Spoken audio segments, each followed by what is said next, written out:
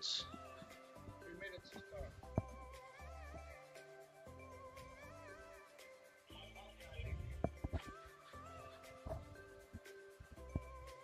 It's on.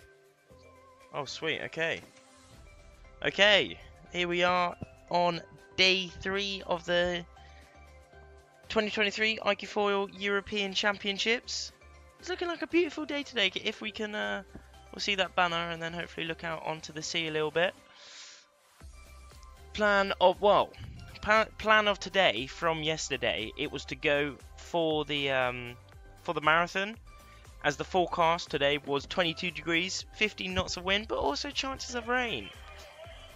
However, the day has greeted us with, again, pretty strong winds. I mean, out on the course at the minute, it's looking like 22 to 26 knots with also gusts of 29. So it's definitely near 30, and it is blowing an absolute hoonie again. It is proper windy. Hopefully we can get a little camera action out onto the water because they're starting very soon. Day 3 means that the boys group and the girls group, they've split into gold and silver. So what does that mean? It means the top half on the overall rankings are now in one fleet, and the bottom half are now in the other fleet. Top half can't. Yeah, the start is coming very soon, so I really need some camera action if possible. Yeah, we're starting with both gold fleets for girls and boys, both gold fleets. Silver fleets will be coming afterwards, but I think we're just going to be running the gold fleets today. Oh, we really need some camera action if possible. But it's coming up.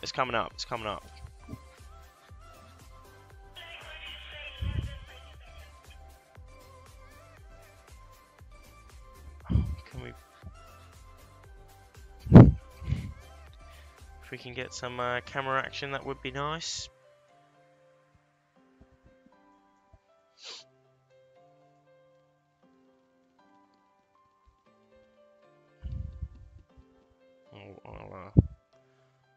I think we'll wait until we get some.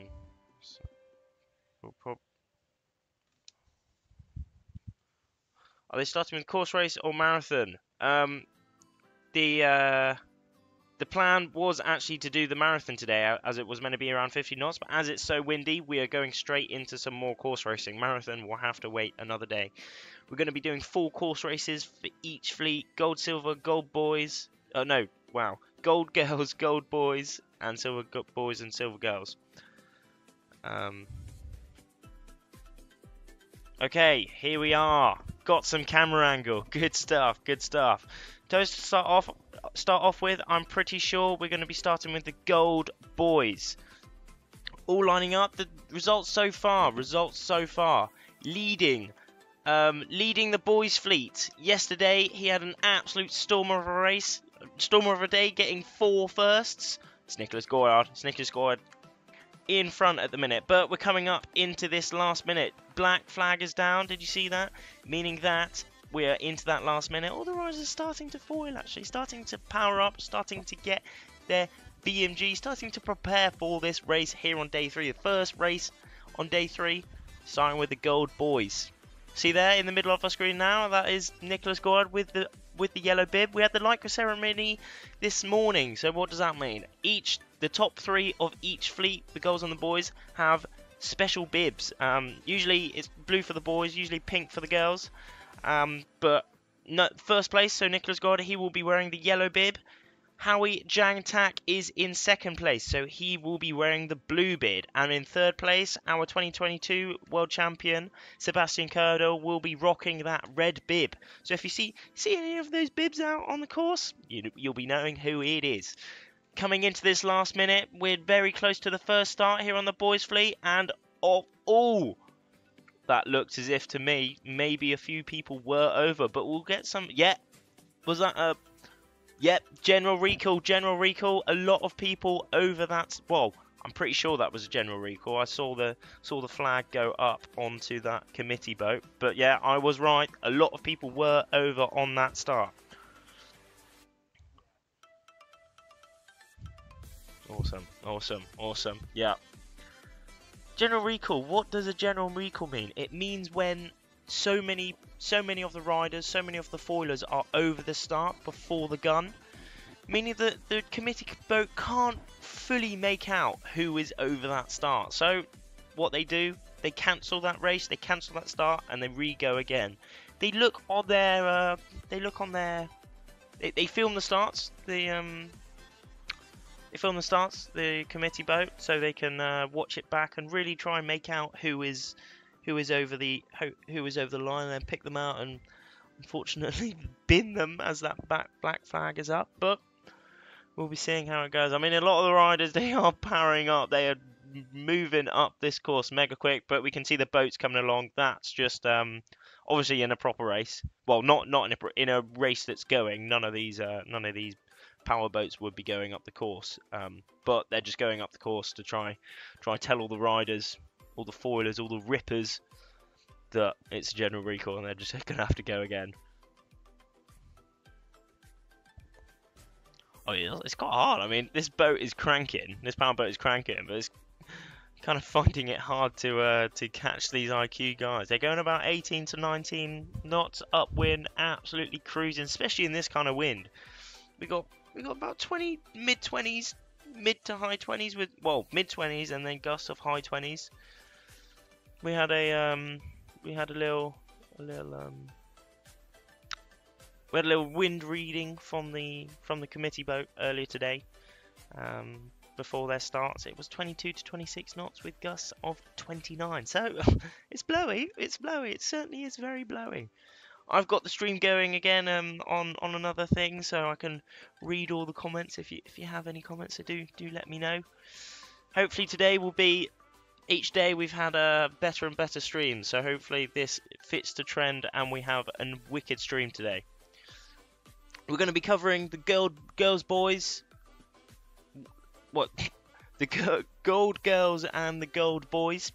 Not too sure about the silver fleets. I don't think so, but yeah, this is where it's at the minute. This is where it's at. Quick update of what's just happened. We've ran the first start.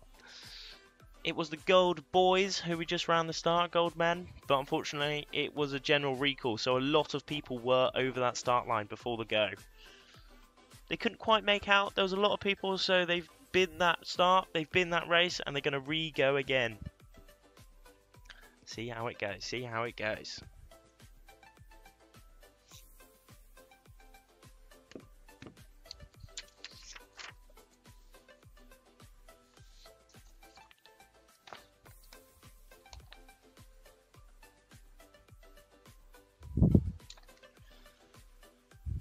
Good evening from New Zealand. Great commentary. And good evening, Brian. Hey, Bittle. How are you doing? Thank you so much. I'm trying my best. This is my second time doing the commentary for the IQ class. Actually, I did the international games in Lanzarote. I was called up. Do you wanna have a little gander in the commentary? I was like, oh, why not? I mean, straight in at the deep end. But what have I got to lose apart from if I do it rubbish and then everyone thinks I'm an idiot? But no, I'm loving it. I'm loving it at the minute. Thank you very much. How many races planned? What courses today?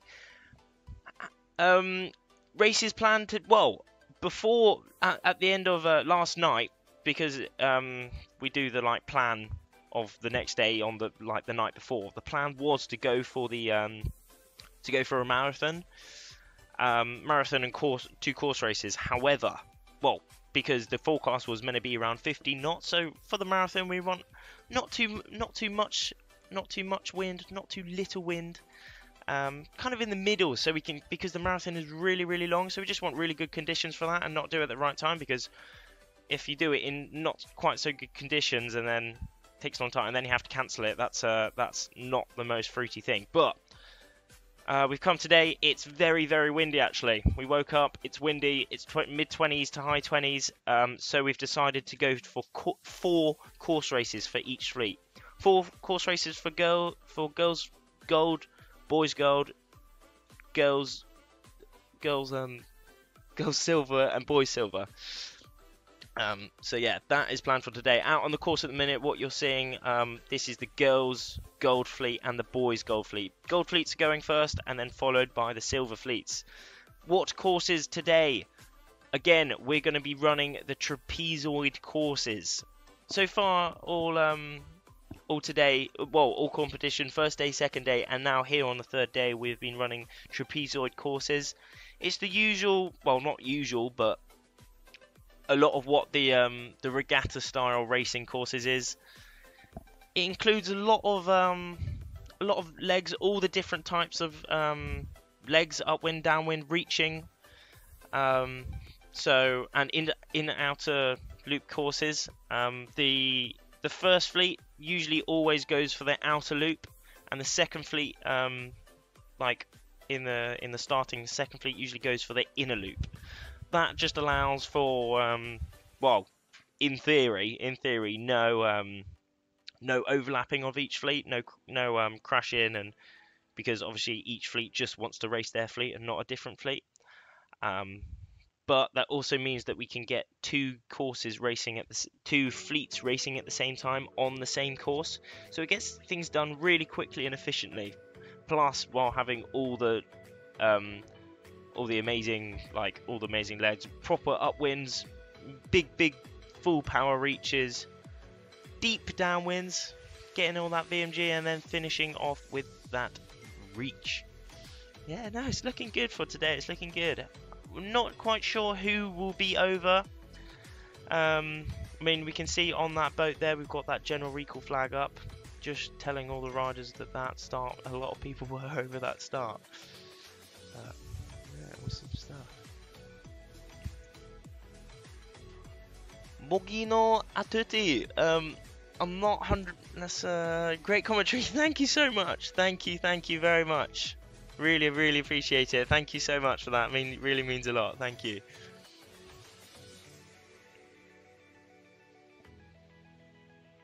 Big bunch up around here, actually, man. I mean, this shows how many people really are here in the Archifoil European Championships here in Patras in Greece. 2023 version. So it's getting close to the Olympics. We've got to have 114 men here in this competition and 89 women. So there's a lot of people. Near two. Wait, let's do some quick maths. 180, 190. Oh, over 200 people. 203 entries overall. Wait, 203? Let me know if that's correct. Yeah, it is 203. Not quite quick maths, but got there. Yeah, 203 entries overall, so it is a lot of people. Unfortunately, the screen's gone black. I'm not too sure why. Hopefully we'll get some action out there. Just if we could go onto that camera again would be good. Anything kind of thing. We love you, Rafferty. You are the best. Oh. Thank you so much. Thank you so much, man. Thank you. That's so cool. Thank you.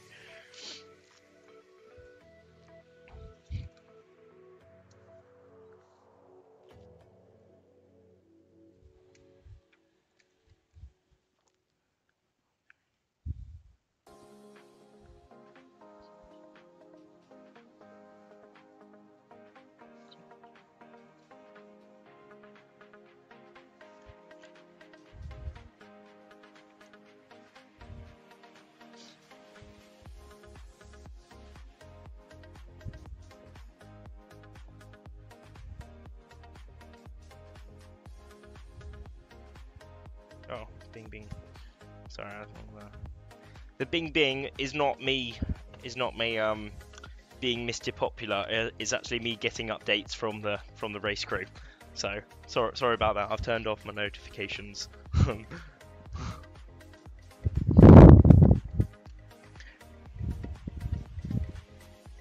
Cyprus 1-3. I mean, don't quite reckon who is Cyprus 1-3. I'd love to know who it is. I mean, I love you too. I love everyone. I love everyone in here. You know what I mean? Love everyone. It's awesome. Thank you so much.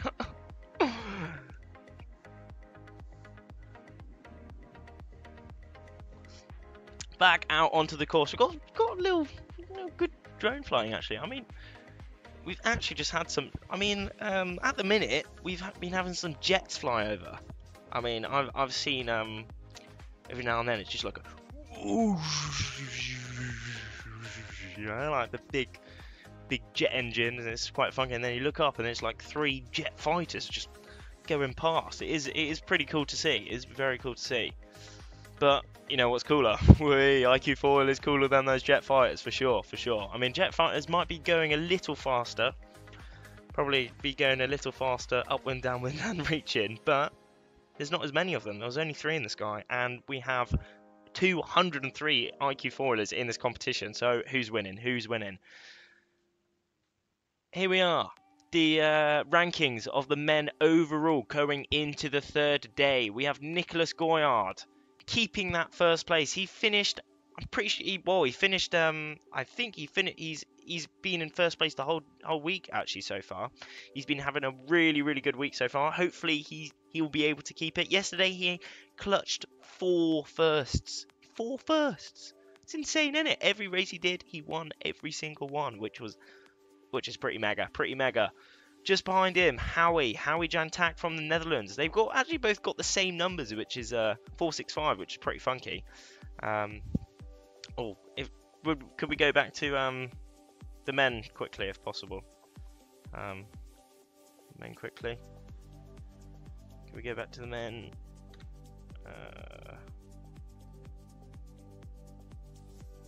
Back, please.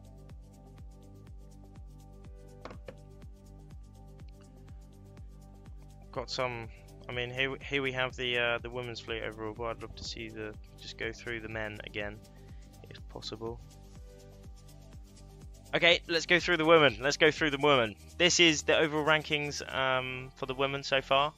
Sharon Cantor in the lead. She's under 21 and she's winning. How sick is that? That is mega stuff. And she's got her teammate. Tamar Steinberg, just behind her. Tamar, guess how old she is? She is 16 years old. Super young, but she is doing insane so far. She was the under 19 world champion of 2022, and she's as when you're world champion, you complete the class, don't you? So she decided to go into the senior. And what a decision that was. She is doing absolutely incredibly at the minute. She's in 2nd place, Tamar Steinberg. And in 3rd, Sarah Wenekaz from the Netherlands. Having a really good race so far in 3rd place. And then in 4th, we have Emma Wilson from Great Britain. Just behind her, Isla Watson, her teammate, both from Great Britain. Then just behind her, Palma Cargo, doing extremely well at the minute. And then in 7th place, Hella Oppadell.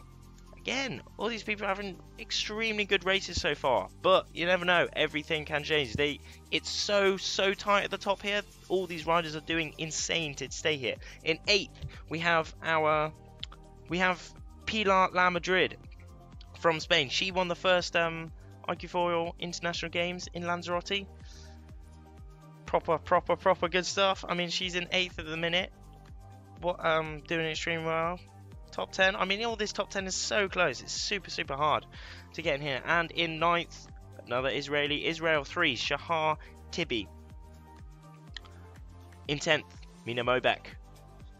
Awesome stuff. So, kind of, I mean, I wouldn't say dominating, but, I mean, we have 3 Israelis inside that top 10 for the women. 2 British, 2 Norwegian, and one Spanish, 1 Croatian, and 1 Dutch. So it is a bit of a mix. But I mean, it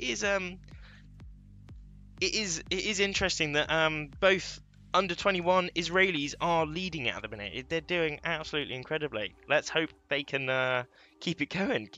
Sharon Cantor in the lead, both under 21s. Tamar Steinberg, she's 16 years old, in 2nd place. For the men, I mean, here we're now, I mean, on our screen at the minute is the men hanging around that committee boat. That committee boat is basically marking one side of the start line. On there we have the flags going up. We have the flags all that notify when the start is coming. If it's a general recall like we just had there. But yeah, overall the rankings for the men so far, which we're looking at the minute. Just to repeat, Nicholas Goyard in winning this winning the competition so far at the minute. Here on day 3, he's only on 6. He's got a 6 points lead to everyone actually. So he's kind of far ahead. And I mean we've had 8 races so far. He's had 7 firsts. 7 firsts. He is, well, I mean, to me that is dominating. I think that very much is dominating. He is doing insane. He had 124th, which I can't quite remember, but like that was something not going right or whatever. So he's discarded that, but he's also discarding a first. So he is chilling. He's being chilling. He's chilling. And then just behind him we have Howie Jang Tak from the Netherlands. Just behind him, our world champion, 2022 world champion Sebastian Kerdel. Just behind him, Luke Van Opsieland. Then 5th place, New Zealand 59, Joshua Armit, all the way from New Zealand here in Greece. No, general down soon. Yeah, all good. In 1 minute they're starting. Yeah, in 1 minute the orange flag is going up. So still a while, around just over 6. Oh, there we are. Yellow flag is up. What does that mean? That means 3 minutes until the start of the boys gold fleet. In 6th, finishing off this top 10, in 6th we have Sam Seals. He's been having a really good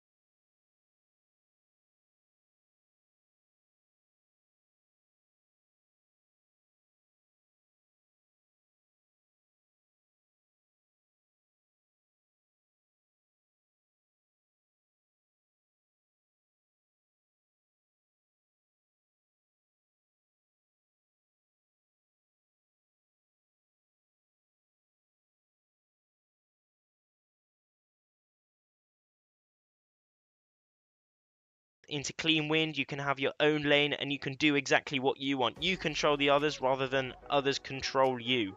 But coming up, we're inside this last minute now. We're coming very close to the first start here on day 3 for the Ifoil European Championships here in Greece and Patras. Let's see if it's a good start. Oh, that looked very close from my angle. Very close indeed. But it's looking like that is a good start. No confirmation yet, but it's looking good. It's looking good. Pumping out. All of them still in this 20 or so, mid-20s, mid to high 20s knots of breeze. They're still putting in their pumps, putting in as much work as possible. We see in the middle there with the yellow bib, Nicholas Goard. He's got a very clean lane there. He's had a good start. A few of them tacking off, going off onto this right side. Which side will be the right way to go? In previous days, we've had a bit of humdingering with which side to go. I mean, I think this location is super tactical. It's a little channel basically between two islands, so it's not the most constant wind throughout the whole water. One side, like if you go each side, it's slightly different. These are the courses we're doing at the minute. On the right, we've got the I2. On the left, we've got the O2. The fleet that we're watching now at the minute, well, we're watching was the gold men's. They'll be doing the outer loop too, so they'll be doing their downwind after their reach. Gonna go. So you see, upwind. They don't have to go through that gate as the start, but they go upwind to the like the top buoy. They reach down. Downwind to that gate, through the gate, back upwind, and to that last reach on the finish. But with that I2, we have the downwind before the reach. So yeah, if we could go back to the racing now, would be good. We've seen the courses. Hopefully, we've got a little gist of what's going on.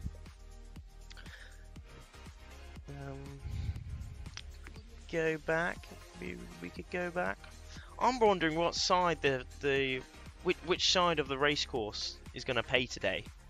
I think in each day so far it's been different. Some sides have had more wind. Some sides have had like changing winds. So meaning the wind has changed around, is like changed direction. And all these factors do play into which side is the best way to go. But here we are. We have two riders, two IQ4 riders cranking up. They're on port, so they're going off onto that right side at the minute. They're cranking up wind. You can see how, I mean, I think this this angle does show how big the waves are at the minute. How big this swell is. It's windy. It's mid-20s to high 20s at the minute. Another very strong wind day. And it's looking like a very big sea day as well. As soon as that wind picks up, it does get rather fruity out on the racecourse. But these riders are skilled. They know what they're doing. They're cranking. They're cruising. Oh yeah, on the right there, that's huge. That is very massive.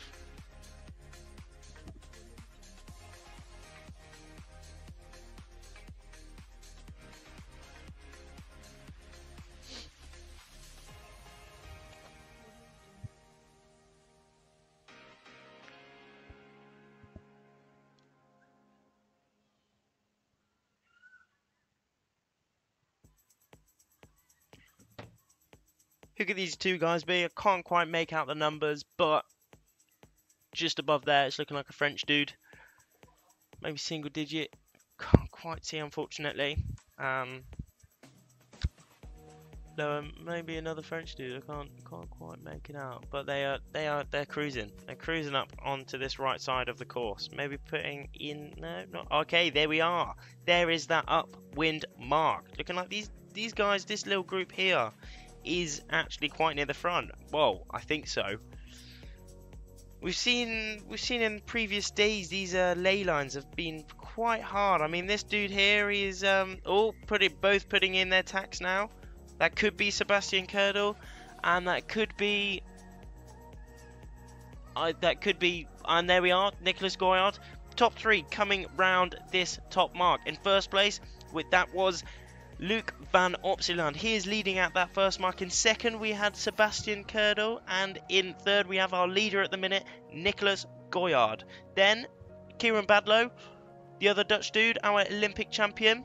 Then France, 6'2", probably, actually, Louis Pignolet. A lot of these guys coming through. And then, then it was,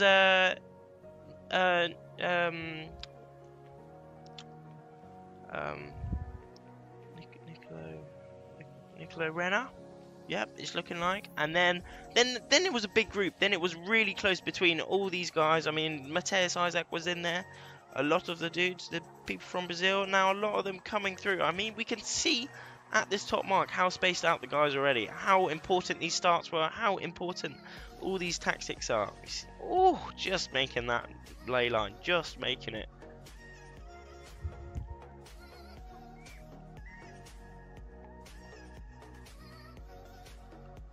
Now on their reach towards their second mark. I mean, it's windy, it's big sea. They're going to be knuckling down, trying to squeeze the equipment, squeezing all their body, trying to not move. Just really work with this equipment. But also, they're going to have to do some big work on HDMI USB. Why is that so large? I mean, that's looking. Let me know if there's like some mega loud thing, because on my screen I'm getting some mega loud thing, but I don't know what it is. HDMI USB. I don't think that's me. Well, I hope it's not. Do let me know. Oh, okay. Rounding now. That was Nicholas Gordon, and followed by Kieran Badlow. This second mark after their reach, they're now going to be heading down onto their downwind. The first downwind. Well, yep. No, the first downwind. They got 2 downwinds. First downwind of their race for the gold men here on day 3 of the IQ4 European Championships. Cruising down this reach, cruising. Big group. I mean, all these spaces. I mean, not much separates them at all. Sometimes we've got meters, sometimes board lengths, sometimes not even that. There are loads of overlaps, loads of tight little battles all the way down this fleet, you know. It's not just at the top. It's, I mean, to be honest, most of the actual battles are like the really tight battles is kind of in the middle. Once you're in the front, you do have the a lot of clean wins, so you can control you can manipulate kind of thing. But here we are at the Mark II that we just saw rounding. We had in first place Luc van Opsieland, Netherlands 55. He is leading this race, this first race. Oh. Sebastian Curdo, I think, was in there. Nicholas Goyard. Sebastian Curdo in second. Nicholas Goyard, our leader, in third. Fourth was Kieran Badlow. Fifth, Nicola Renner, Italy 50. And then in sixth, we had Andy Brown from Britain. GBR 360. What a lad. What a lad. Cruising down. We're now looking at what we're looking at. I know you're asking that question. What are we looking at right now? We're looking at the downwind. I mean, these guys, this is the gold men right now. They've done their first upwind. They've done their first reach, and now they are on their way down to their bottom gate. They're all cruising down this downwind, mid 20s, mid 20 knots that they're doing downwind. Around 25, they're absolutely cranking, especially in these winds. But here we are at the bottom mark. Could this be Luc van Opsieland? It is indeed. Is he keeping his first place? Okay, Luc van Opsieland in first place, rounding that bottom boy, followed by Sebastian Kurdle, followed by Nicholas Goyard, our race leader. What are these downwind, what are these mark roundings looking like? The top 3, there we are. There was another dude, it could have been Louis Pignolet, and then we also have Kieran Badlow there. Also Howie Jan Tak, both Netherlands teammates going off onto this right side, followed by Nicola Renner going off onto the other side. Ethan Westra going off onto that left, followed by a lot of... Oh, it's Michal Polak. He had a wicked few races yesterday. Then here we are in the middle of our screen now. Lithuania 7, Regis Jasnas, France 4, all coming round. Israel 22, Hispania 1, all of them coming round this bottom gate. It's a mix, actually. I mean, that we saw that first group going off onto the left side. Manolo Modena. There he is. Finn Hawkins. Woy. Yes, it was. Okay. At that bottom mark, at that bottom gate, off going on to that other side, it was Luc van Opsieland. He was still in that first place. Second, Sebastian Kurdle, our 2022 world champion. He's in second place. Third, we had Nicholas Goyard. Will he be able to clutch another win? He's had 7 wins so far in this competition. We'll see how he does in this. Will he be able to bring it back into that first position? Fourth, we had Kieran Badlow, Netherlands 9. Fifth, Louis Pignolet. And in 6th, Howie Jantak, Netherlands 465. But in that first bit that we saw them rounding those leaders in that at that bottom gate, we saw a few going off onto that left side. The leaders at the top, Luke, Sebastian and Nicholas, all going off onto that left side. But we did see Kieran Badlow and Howie Jantak going off onto their right side. Why do you think they changed decisions? Do you think they could have had cleaner lanes? Do you think they did that so they can get better win? Maybe the right side has more win, maybe the left side does. But I think we will see at this top mark who comes out on top. What's your bet, Tom? Do you think Luke will still be at the top? Do you think it will be Bastian, or will it be Nicholas maybe even getting back the win? But we'll see, we'll see. Hello, we have 4 races planned for today. We are seeing Golfleet at the minute. Yes, we are indeed.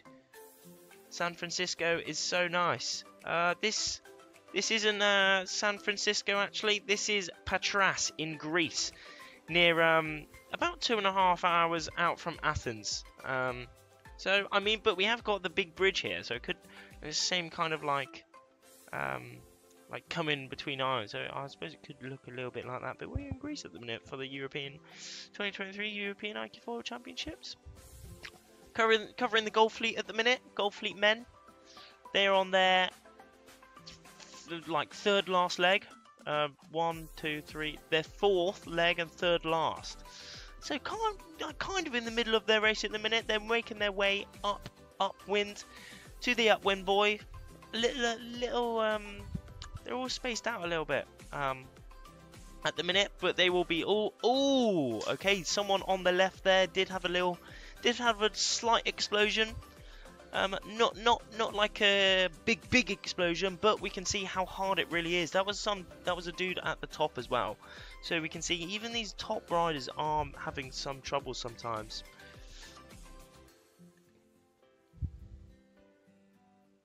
Rounding the top mark on our left of the screen. Who could it be? I'm trying to make out the flag. Who's going to make it out first? Can I see it first? Who's gonna comment first? Who it is? Oh, it's looking like Luke van Opsieland in first place, followed by Sebastian Kerdel. And Nicholas Goyen has brought it to 3rd place with the yellow bib rounding that mark now. It's looking like Howie Jantak, followed by Kieran Badlow. That is our top 5 at the minute. Nicolo Renner now rounding the mark in 6th. Can he bring it back? Oh, and Matthias Isaac. He is right in the mix there, coming across our screens now, making his way down to the downwind. Ethan Westra coming just behind there with the blue, and then coming across now. Couldn't quite see as well, but a lot of them coming through now. Israeli dude, can't make out the number, but a lot of them coming through. I'm sure Gray Morris, go Gray Morris was in there somewhere. I'm sure he was in there. What a legend. Okay, top 6 coming on. Cool, that's nice. Could we Luke, Basti, Nicholas, Howie, Kieran, Nicolo, can we go back to that shot? That was quite a good shot. That top mark was a very good shot. Can we keep seeing it? Keep seeing that mid-fleet? All these in the mid-fleet battles, where they are at the minute. Here we are, back to it. Good stuff. I mean, here we are. Finn Hawkins, what a babe, rounding that top mark now. A lot of them mid-fleet battles here, rounding. Big stuff, big stuff.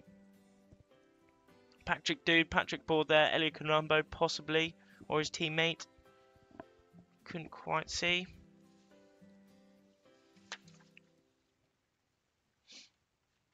Or Sebastian Swatcher. Oh, can we go back? This is a boat with a boy. Pretty cool. But if we could go back to the racing, that would be lovely. Great footage and comment. Oh, it's great. It is actually very good footage so far today. I'm very happy. It's looking good so far. And comment, thank you so much. Thank you very much. I'm loving it. It's good time here in Greece. I'm loving it. Thank you very much. But if we could go back to some racing, would be pretty cool rather than the boat with the boy. I mean, that is looking pretty cool. I think the one with the hat on there, Valerie, the someone who works in the class, the big girl in the class. She's on that boat, I think.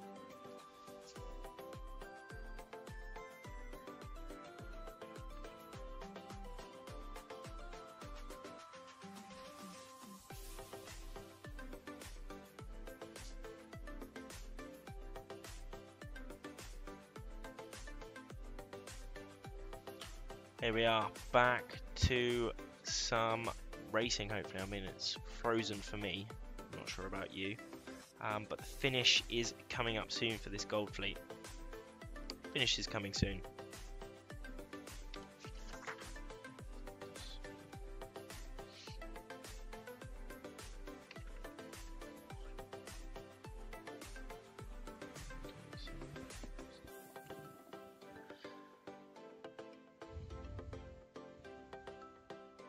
We can it's frozen for me, dudes. If it's frozen for me, guys, can we oh gosh, okay, they're finishing now. I'm getting some info that they're finishing now. Can we please get something of the finish? In first place, finishing that Gold Fleet. Unfortunately, we can't quite see it. Okay, we're back. All crossing the line, won that. Luke Van Otseeland won that first race of the day. Coming through the line now, it was Kieran Badlow. There we are, Niccolo Renner, but they weren't. And then Matthias Isaac just behind him.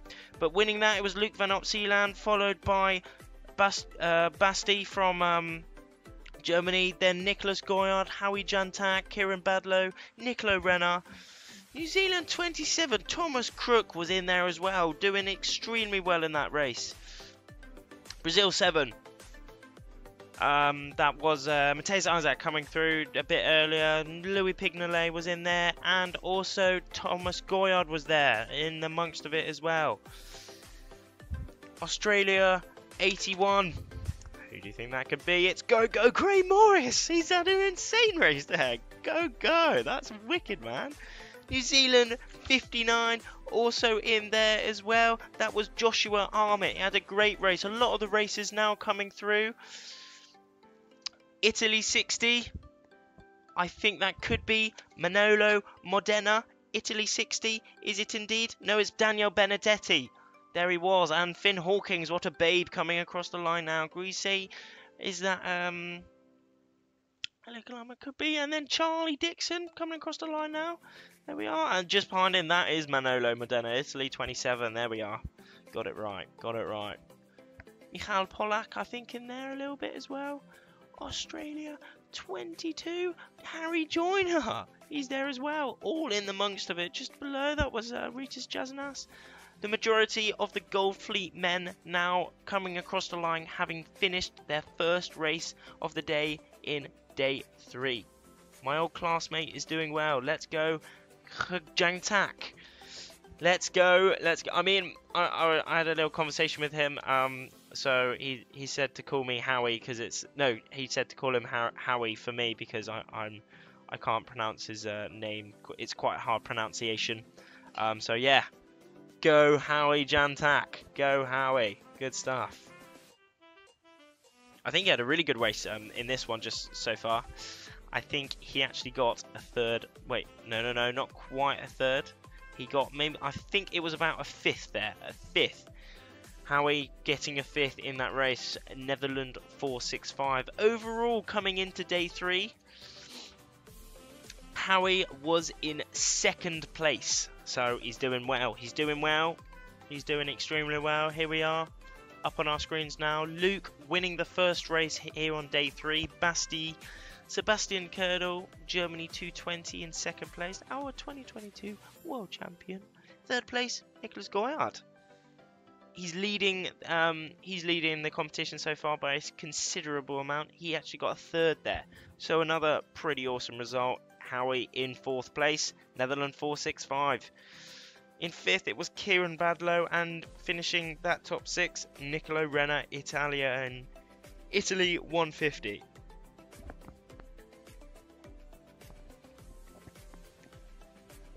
That was, I mean, to me that looked like some quite good coverage. Horrible the acute voice. Horrible the acute voice. What do you mean? What do you mean? But yeah, I think that race there was a good race actually. To me, that was some good coverage on that race. We saw some good drone footage and some good mark roundings there, which was pretty good to see. improving every day. It's good stuff. It's very good stuff. Majority Gold Fleet, first race for the Gold Fleet men has finished today, I think. Coming up, the second race. Plan is we're going to be covering the first 2 races for the men gold, and then we're going to be covering the first 2, second 2 results, second 2 races for the women's gold fleet. Cool. So sorry. Oh no, it's all good. It's all good. Thank you. No, thank you. I'm all right. Yeah. Thank you. No. It's all good. Thank you. I've got some iced tea actually here, I think. Yeah, I do indeed. Some peach iced tea. I saw that.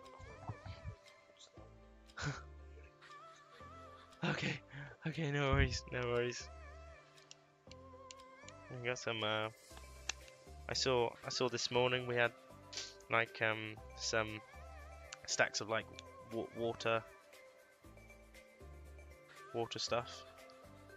Like drinks, and I saw a peach iced tea calling my name. It looked lovely, so I've got it here. So we crack it open. There we are. Coming across the line now. I'm pretty sure that will be the gold woman coming across the line.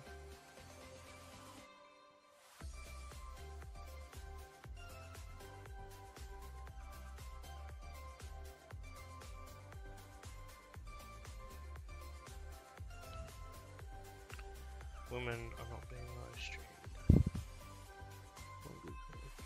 We're doing men one.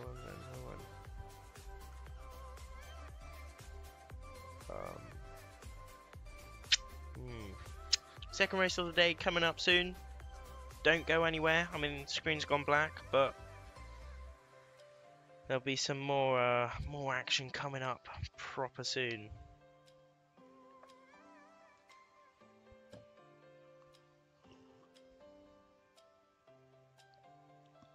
Not 100% sure who we're doing next. Could be woman next. Women's gold. But yeah, here on day 3. We've now completed 2 races. 1 race for the women's gold fleet, and 1 race for the men's gold fleet. So yeah, pretty awesome, pretty cool. I mean, still, let me have a quick look outside. It's definitely not as windy as yesterday, but it is still blowy. It's still like, if you look out on the water, it's like, oh yeah, that's blowy. That's very blowy indeed. There's the white caps everywhere. The white waves coming over. That's everywhere. I mean, where I am, I'm looking out. It's looking kind of gusty. I mean, but I think it's just because close to the shore. I think out in the middle, it's not quite as gusty. Yeah, no, it's looking good. It's looking good so far. Looking really good. We've had a mega windy competition so far. Mega windy competition. First day was proper windy indeed. I think it was, if I remember rightly, it was like 20, I think. Something like that. Well, very windy, and then yesterday we couldn't race in the morning because it was so blowy. 40 knots it was in the morning, which was utterly big blowy indeed. But it cooled down a little bit yesterday. It did cool down. The race committee played it very well. Wait for it to ease a bit. But then yeah, so ease down a bit. So I mean, it's still blowing 30. I was talking to some people yesterday, and there was 35 knots out on the course. 35 knot gusts, which is mega. That is mega windy. Let's just do a quick compare, like, into kilometers an hour. I'm not, off the top of my head, I'm not sure the conversion. 35 knots in kilometers per hour. 65 kilometers an hour. That is mega windy. And then in miles an hour to for like cars and that is 40 miles an hour. So that is mega windy. And today even we've been greeted by some big wind as well. I mean, it's not nuclear, but there's 25 knots out there. We had a reading earlier of 22 to 26 with gusts of 29, and we can see just panning out now, it is big. It's windy out there. Awesome conditions for the European Championships. The day 3 here. It's big wind.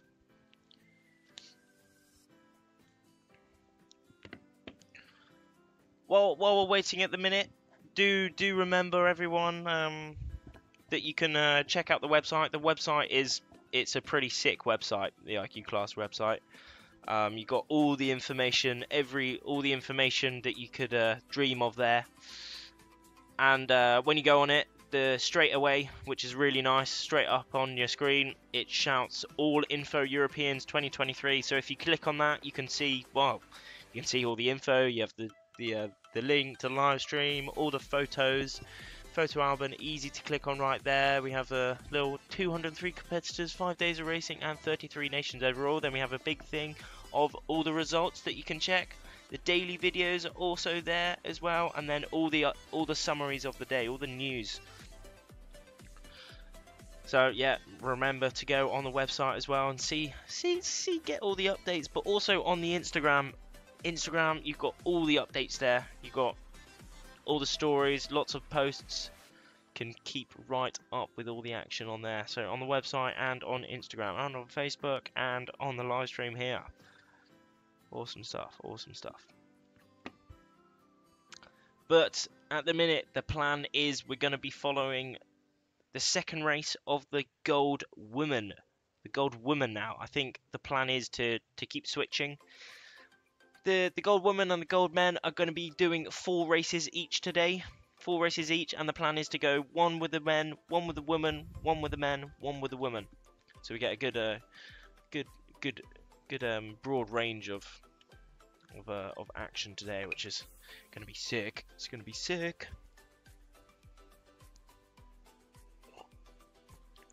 Side the screen next finish line.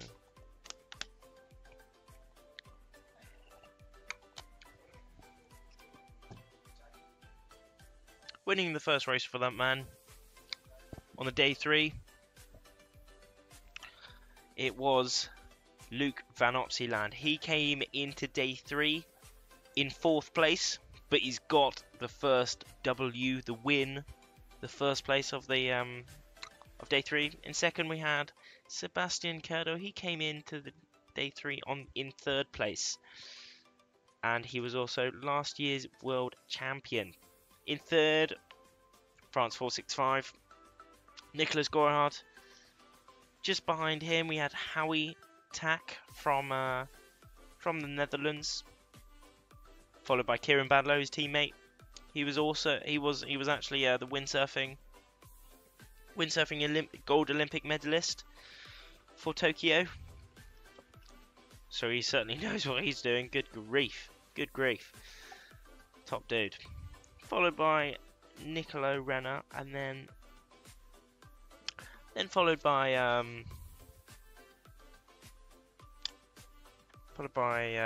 Netherlands 27, which is Thomas Crook. He had a great race there. Then Matthias Isaac, followed by France 629 Louis Pignolet. Then Thomas Goyard. Followed by, it's Australia 81. It's Gray Morris. Go Gray Morris. Then just after him, New Zealand 59, which is Joshua Armitt. He came into day 3 in 5th place, so he's doing insane. But yeah, waiting at the minute. We're looking at the committee boat at the minute. Yellow flag is up, meaning that they are in their countdown. Under 3 minutes to go for this, for the Gold Men, for their second race. Just above our screen, we have Regis Jasnas in Lithuania 7.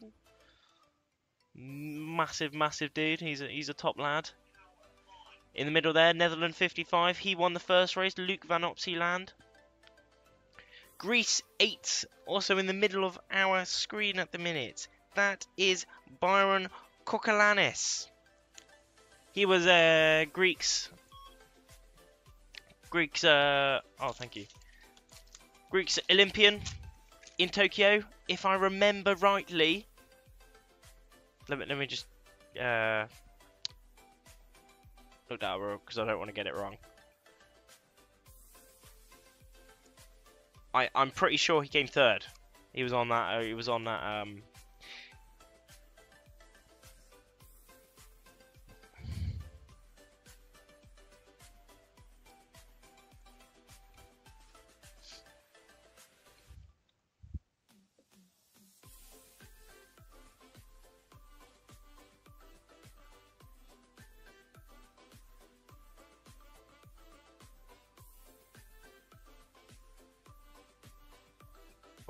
Byron. Yeah. How about it was Kun B who came in third in Tokyo. But we do have all the Olympians here. We have all the, well, most of the past Olympians and most of the future Olympians here in this competition at the minute. We had Kieran Badlow in this. He won the Olympics. I mean, at the minute, at the minute we have the second race going for the Gold Fleet men. We have in the middle there, we can see Nicholas Goyard. We will do men now, and then we will do. But off they go, off they pop. Second race for the gold men here on day 3. All smashing out this start, pumping mega, but. No more starts. No more footage of the gold man, unfortunately. Can we go back to that? That would be very good. That would be extremely good. But I think the plan is to follow the gold woman.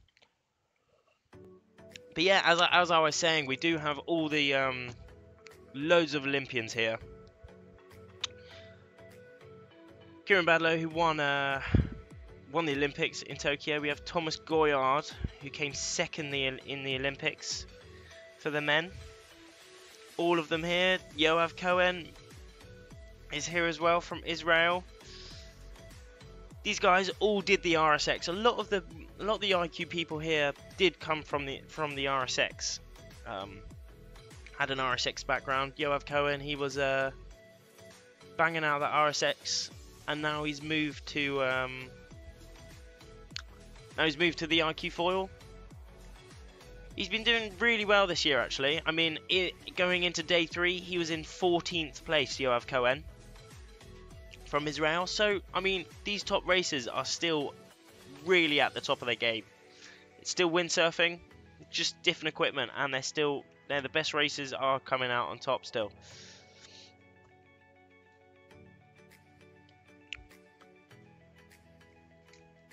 We also have a lot of the Olympians, the RSX Olympians of what was the old class of the women as well. I mean, we have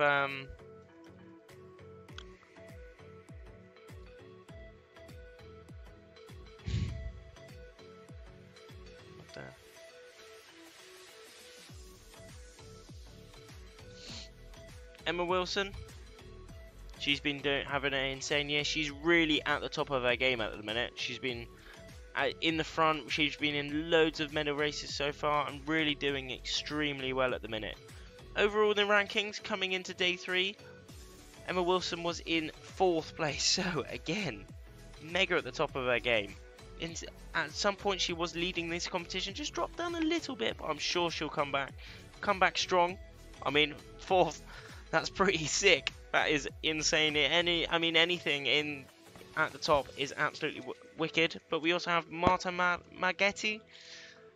She was the Italian Olympian for the RSX. She is also in this competition, doing extremely well. She was last year's world champion, actually, and in this competition, she's in 14th place. Lilian de Geus from Netherlands, she's also in here. Also racing on our screens at the minute, somewhere in there, Katis Plichakov from Israel, the Israeli Olympian from Tokyo, but they are all in this fleet right here. But everyone's pushing so hard. All these guys are in contention, you know. This is the top fleet here, the top half of the women. We're inside this last minute for the women now. The Gold Fleet women inside the last minute, all powering up, all starting to get foiling, all starting to go into their last preparations to get the best start as possible. We saw the first race for the men, they actually had a general recall, so I'm wondering how hard the women will be pushing as well. They might have seen that and want to keep safe, or they might be... Oh, I saw a little crash there. Little crash, and we can see how hard they're really pushing, but a lot of the others have been able to get away. They have been able to get away clean so far anyway. We see in the front there, Israeli dude, Israeli girl. Whoa, a lot of those Israelis actually pushing out into the front there. She is wearing the blue bib, so that is Tamar Steinberg.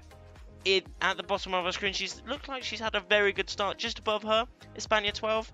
I am pretty sure that is Pilar La Madrid. Can I just check that? That is indeed in the right of our screens, Pilar La Madrid. A few taking off here now.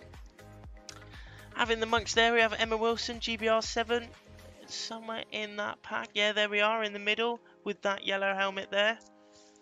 Just the yeah, all pushing through now, all pushing through at the top of the screen. Fair few French cruising, but it's looking like Pilar La Madrid has had a very good start just to the top of us there, just at the top of our screen. Israel 32 putting in the pumps. That is Katis Plichakov, our Israeli Olympian from Tokyo, now doing insane on the IQ foil. To the right of our screen, Norwegian, that could be Amina Mobek, that could be, oh, okay, Norway, I think that could have been, because Norway 39 had just put in their tack there, which is Hella Opperdale. Hella Opperdale is having a very good competition at the minute. She is in 7th place overall coming into day 3. Just want to pan out to the bridge in the background. That's a pretty good shot, isn't it? So you can really see where we're racing at the minute. There's 2 islands. We're racing in between those 2 islands, and that bridge at the top is connecting these 2 islands. The wind is coming straight down this little passage here in the straight down in this little passage. Yeah, cranking along. Concentrating on the group here that have gone off onto the left side. Back to the courses. Can we please just go back to that drone, because that drone shot was very good. We have seen I've seen a lot of it.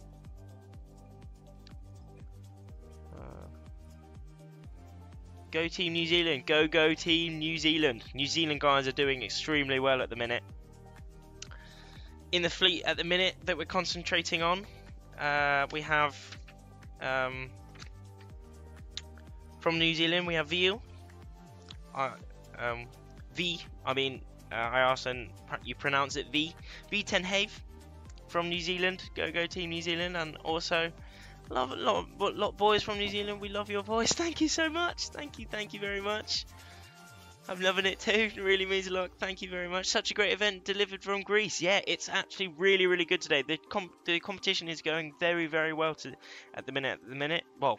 At the minute, we've had racing every day, strong wins, good IQ foil action, and today we've also had every day we're getting better with the live streams. So today is actually, I'm thinking it's quite good. We're getting very good shots. I mean, on the screen at the minute, that's extremely cool. We're seeing the gold fleet for the women going up onto their upwind mark. We see in the distance just their upwind mark there in yellow.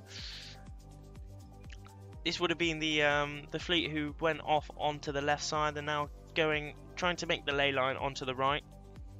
See one in front there, out in front. It looks like she's got a fairly decent lead actually. Working on a live coverage of this type is the only way to give this sport some more wind in the sails, also financially. Very true.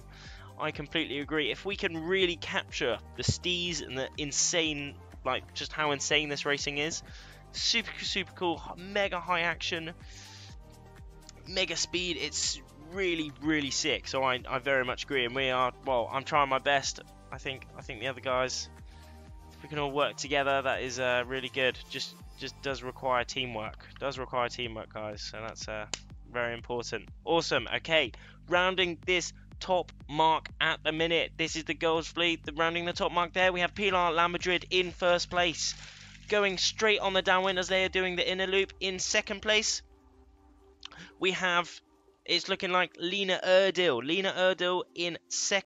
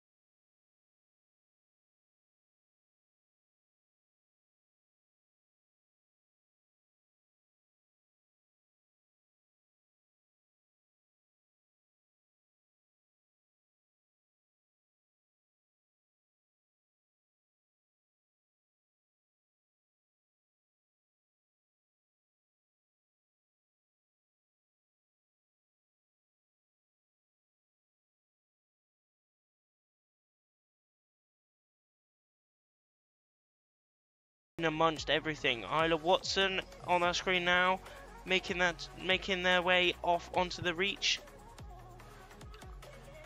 Italy won. I'm pretty sure that is, if I remember rightly, that's Giorgio Speciale crossing our screen.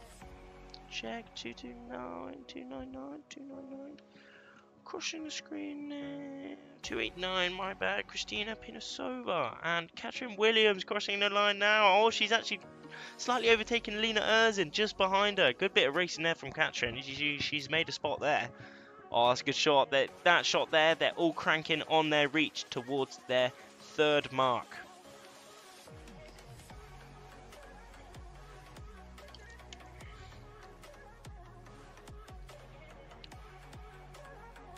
Mark 4.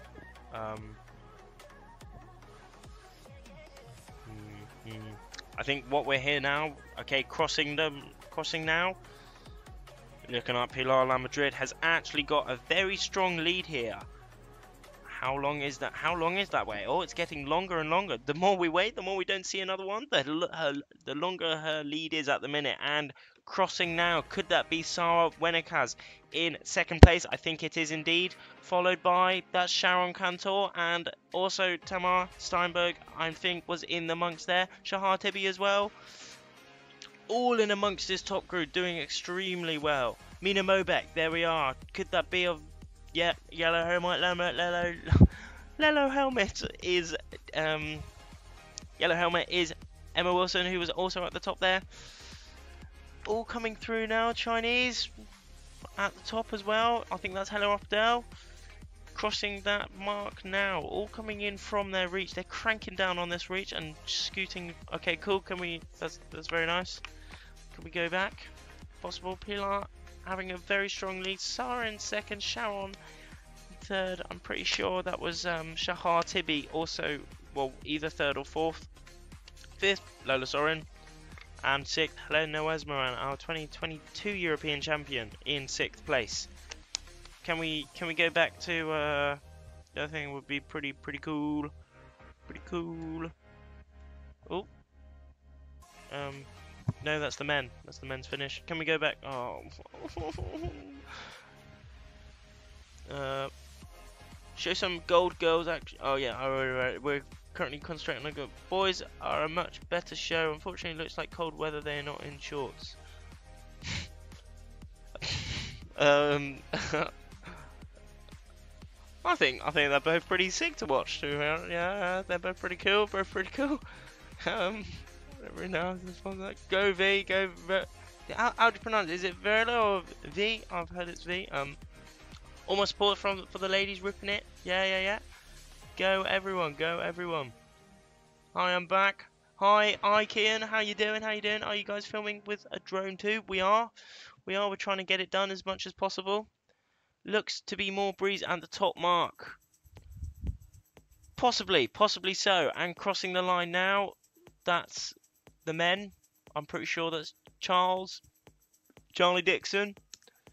Then at the minute, yeah. I mean, in this location, it's not the most consistent. Different sides of the course have different amounts of wind. Up near the top, up near the bottom, all have different amounts of wind. Also switching as well, so it's a very tactical location. It's not all the same. Sarah is from the same place as where I'm from. Oh, pretty sick. Yeah, I mean, Sarah's doing insanely well in this race. We were following. I mean, she was in second place at that top mark, I'm pretty sure. She was in second place, doing extremely well, but hopefully we can see some more action soon to see where she finishes. But in that second race for the Golf Fleet girls, it was Pilar La Madrid having a very strong lead there, actually. A very lovely lead.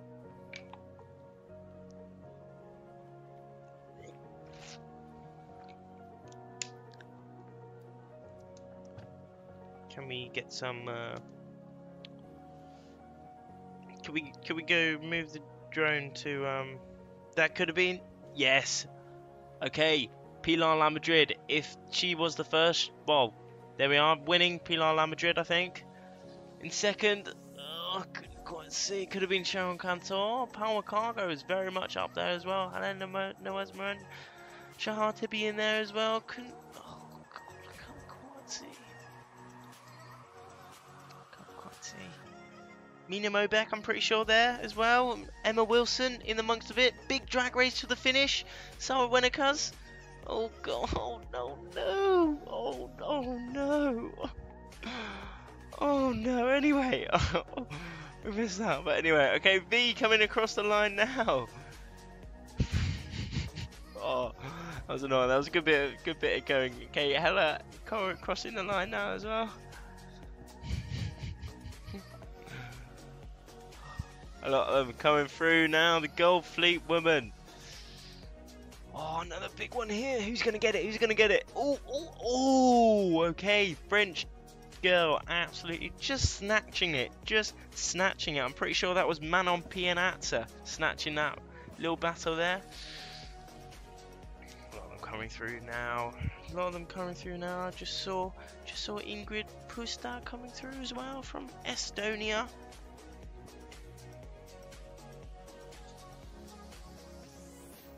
All banging it through now. Swiss also coming through the line.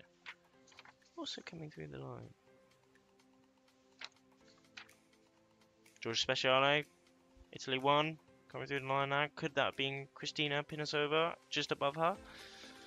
Couldn't quite make it out. Okay, top 6 for that race. It would be good if we can see the remaining girls. That would be nice to see, not just the top. I mean, top's cool, but also it would be nice to see the whole thing of the group.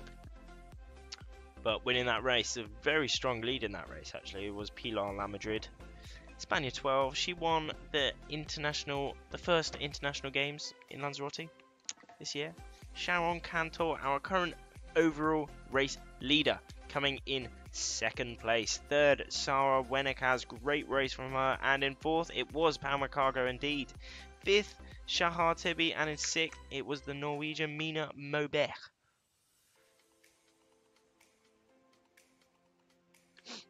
Good stuff, good stuff.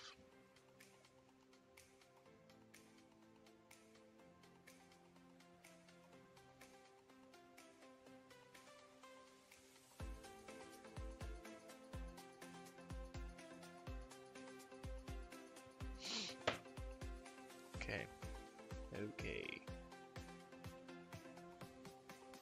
Put some more comments. Compos, Sarah, Gasser. It's V, go girl, go New Zealand. Okay, thank you very much. I'll keep that in mind. Thank you for the clarification. Try not to think about getting seasick when looking at that boat. Not working for me. Yeah, no. As we said, I think. Well, I'm sure a lot of them don't, like, they're lucky enough that they don't get seasick because they're doing a lot. But yeah, no, it must be hard to see who crosses the line when they finish that close. Do they have timing tags or so? Good question, absolutely great question. So, because yeah, that's correct. As we saw in that, some of those finishes were extremely close. Sometimes meters, sometimes board lengths. You know, so if you're just writing it down like that, it is very hard to see sometimes. So they actually film the finish. They film the finish from start to end. So if they're not sure about anything, they can look back at their film and see who really wins it. Well, see what their rankings is, so they can make sure 100% that they've got it correct. Great question. It is not so hard to read the finishing line from the RC boat.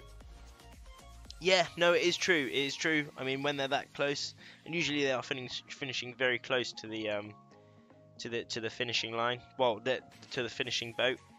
So they can see, but yeah, they do film it just in case they miss anything or they want anything clarified. They also do that with the start. I'm pretty sure. They also film the start, the committee boat. Like someone on the committee boat, the start, one side of the start line films the whole start. They look down to the pin end and they film, and then because if you have, I mean, for the girls we have 45 people, and in the boys we have 57. So I mean, even if there's one or two over, it becomes super hard to see. So they film it. If they can see, well, it's obvious, it's easy to see if someone's over, but it's hard to see the number. So they look back at the video that they've just taken, and then they pluck it out from there, which is I think that's very good actually, because it must be super hard to see, super hard.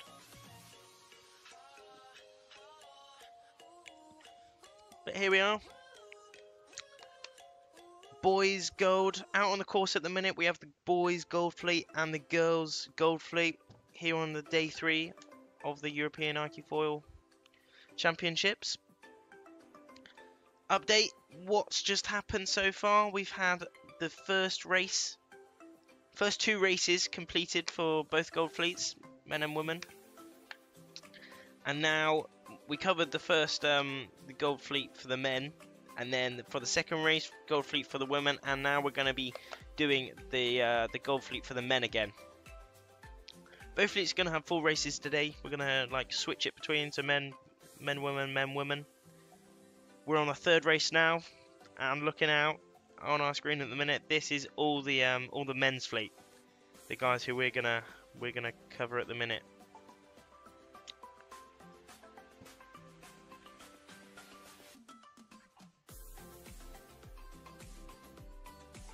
We saw in that first race, Luke Van Opsieland clutching the dub, getting the first win in that race.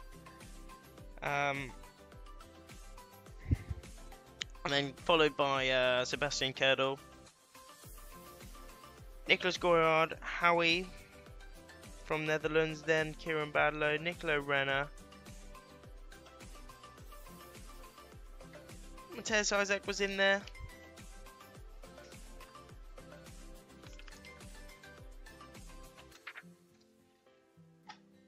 Thomas Crook was in there as well. Louis Pignolet, Thomas Goyard as well. Australia 81 was also in amongst that first race. Australia 81, it's go. Great Morris. I think he's been having a sick year so far though. I mean, he's on 21 in I think he did insane in Palmer as well. Oh, really good. He was in that top 10 in that medal race, I'm pretty sure.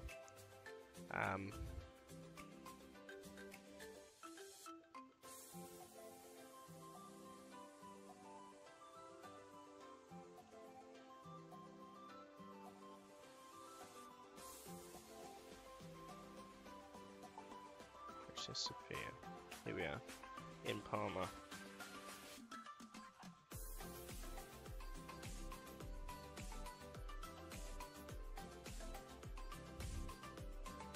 Did do well indeed. Gray Morris came 12th in Palmer, previous competition. Top lad.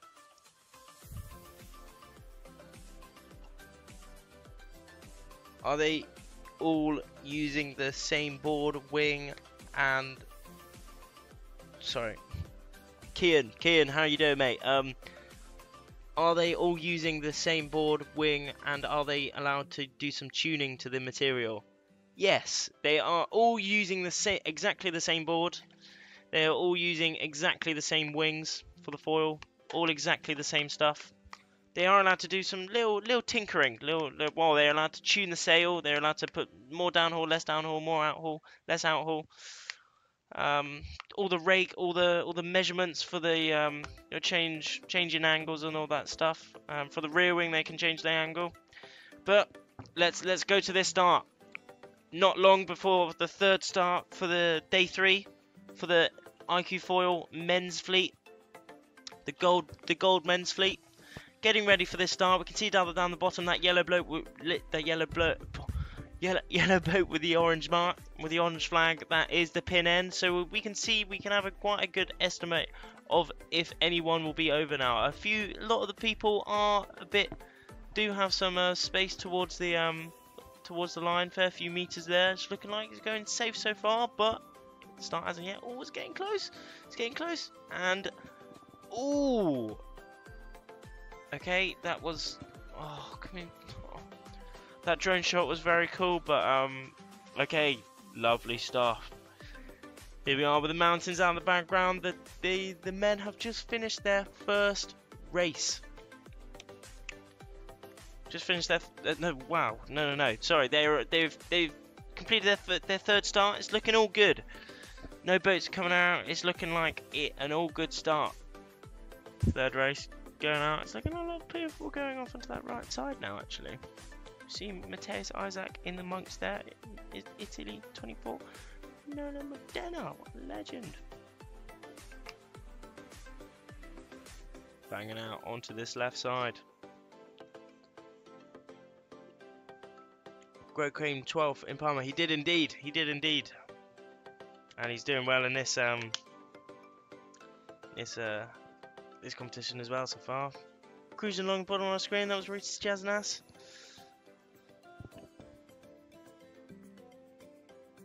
Third race for the Archifoil Gold Fleet men. Just completed. They're all spacing out already, all trying to find their lanes, all trying to get the best VMGs possible. They're cruising at about 18-19 knots upwind. Absolutely smashing it. I mean, these tacks as well, absolutely cruising. Some of these guys, I mean, the foil tack has been introduced. Well, not introduced. I mean, some people have done a foil tack. It's looking quick, so everyone's trying to foil tack now. I mean, if these wins, I mean, it's still mega windy out there.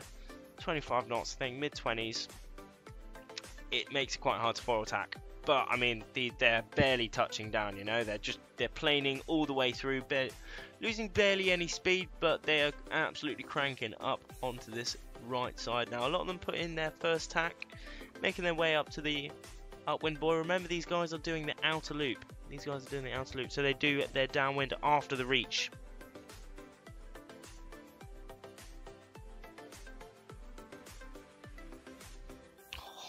They are absolutely smashing it, aren't they? God, it's just mega hard position, just cranking it. Ritas Jaznas, big dude from Lithuania, in the middle of our screen at the minute, cruising up onto this upwind. In front of him, Dutch dude, can't quite make out the number, and to the below, that is Chinese dude. All absolutely cranking up onto this upwind. Oh, they're cruising, isn't it? Absolutely cruising.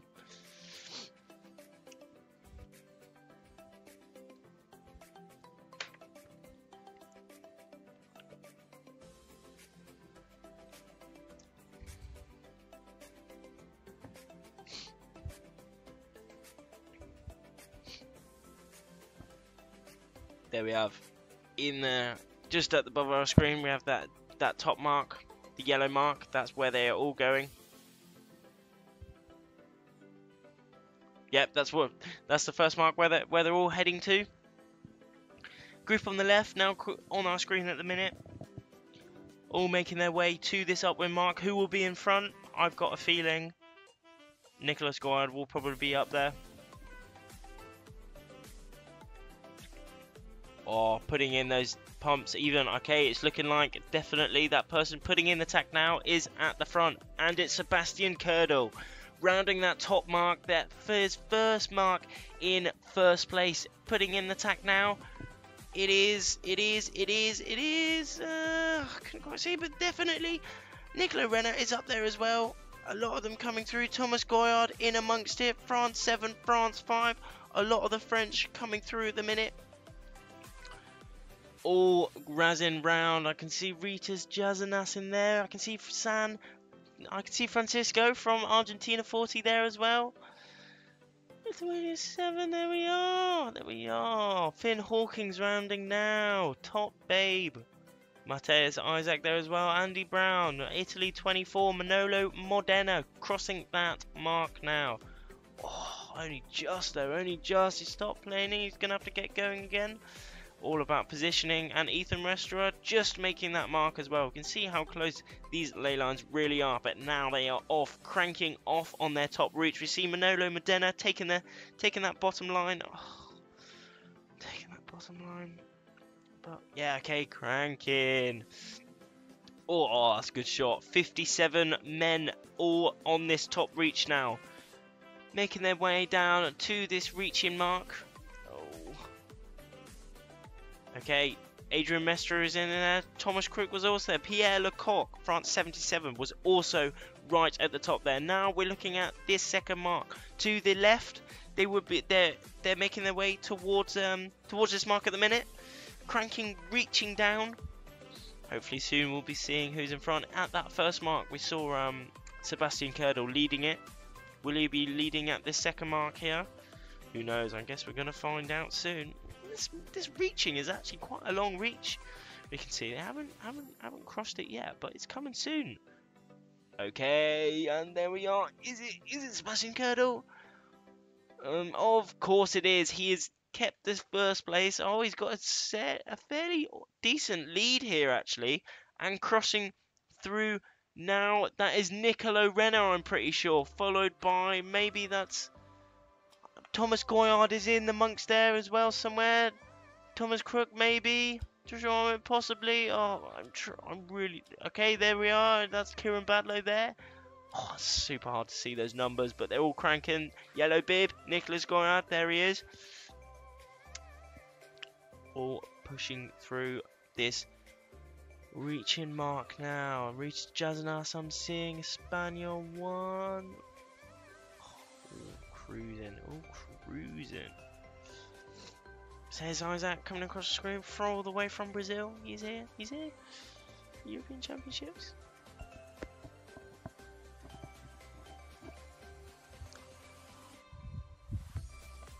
At that second mark, Sebastian Kerdel, I was right. He is in first place. He's kept his lead, followed by Nicolo Renner. Thomas Goyard was definitely up there as well. Look at, in third place. Awesome race from him there. And Adrian Mestre was also there. Thomas Crook, I was right, he was there as well. And Max Castellin, if that is correct, he's having an extremely good race as well.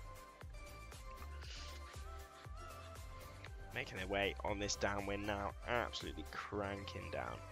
Absolutely cranking down. Oh, look at the positions, they're all mega leaned out to the quit. All those sails are mega upright though, aren't they? Really good position there. I mean, I think the one of the goals for all the people are getting that the sail as upright as possible, so you can get as most wind as possible, like in the sail. Because obviously, if it's leaned over a bit, you're like the sail's not quite working as it should. So the more upright the sail, the more sheeted in, the more wind it's going to catch, and the better the sail is going to work. But a lot of them now putting in their jibe, making their way down to the downwind buoy. You guys should start streaming video from the riders, like F1 car racing. Oh, that would be awesome, isn't it? 5G helm camera. Oh, that would be wicked. I very much agree. But shooting down to this bottom mark now, it's looking like Sebastian Kerdel is still keeping his lead. But we'll see as he rounds this mark. Oh, I mean, I'm pretty sure that's Sebastian Kerdel in the red bib there. If we can pan up a bit, then we can see the numbers and the flags, which would be good. Oh, not great connection, but we're trying. Oh, Sebastian Kerdel's got a very strong lead here, and followed by Nicolo Renner in second place. Thomas Goyard is in there. Could that be Thomas Goyard? Maybe. Thomas Crook was also there. Thomas Goyard there. One of them, maybe Adrian Mestre was also in there. Followed by Kieran Badlow, and a lot of them now, all coming round this bottom mark. We can see all the coaches, all the committee boats. No, all the coaches and all the helping boats watching this downwind mark, watching these mark roundings. How good are they? Oh, all cranking round now, all cranking round. It's looking like the majority are going off onto this right side. I wonder why that is. Maybe there's more wind on that right side. Guess we'll find out. I mean, Sebastian Kerdel did go up onto that right side. He had a very healthy lead on there actually, followed by Nicolo Renner. And then it was either followed by, I think, either Adrian Mestre from France or Thomas Goyard. Also up there as well. All cranking round, all cranking round. Yeah, that would be super cool, having cameras on their boards even, or on their heads. That'd be really, really cool. I agree. Let's push for it. Let's push for it. Lithuania 1 is Jesus Bernotas, not Rita 7. Yeah, no, I do know that, but for me, it's what I'm given here. It's super hard to make out the number, so especially when it's like one number, same country but one number, it's quite hard to see. But I'm trying my best. I am trying my best. Okay.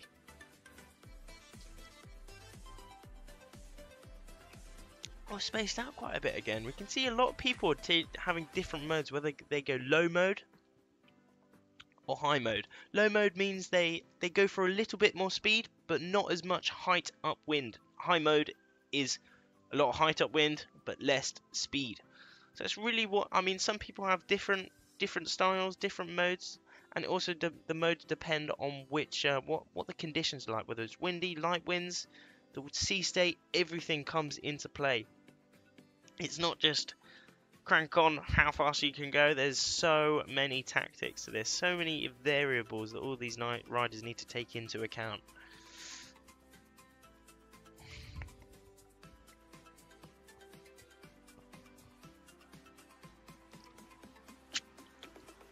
In the middle of the screen, you can see the Brazil flag. That is Matheus Isaac, no doubt. Cranking on this upwind.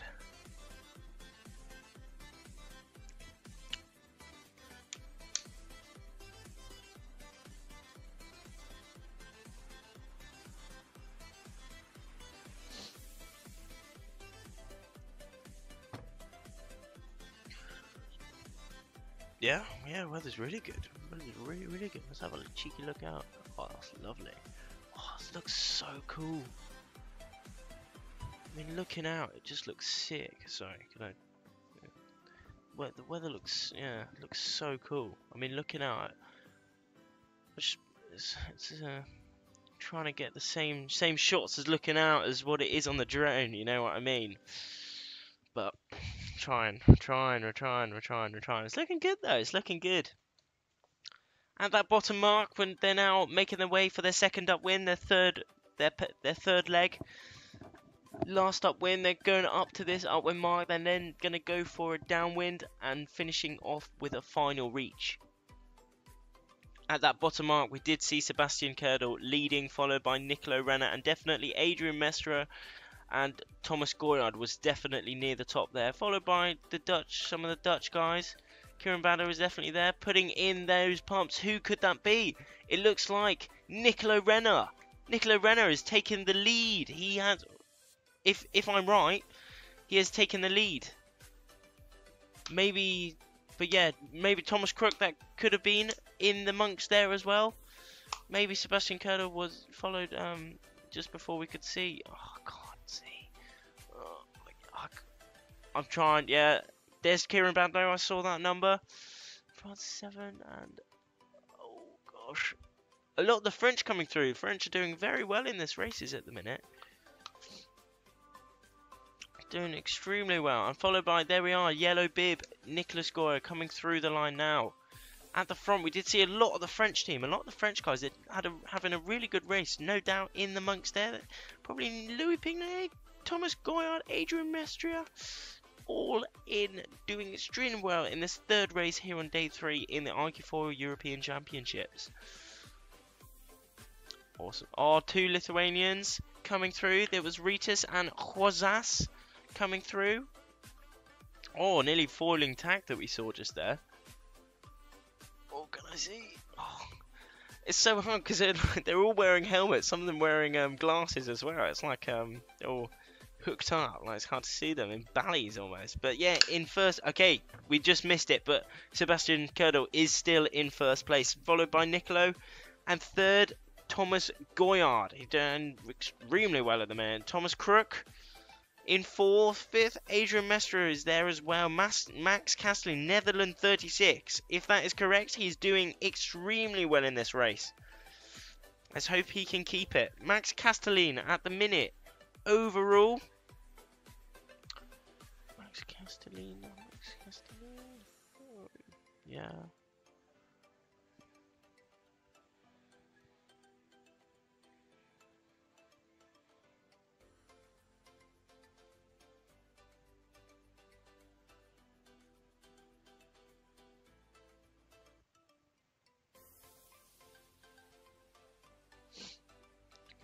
to some racing if possible.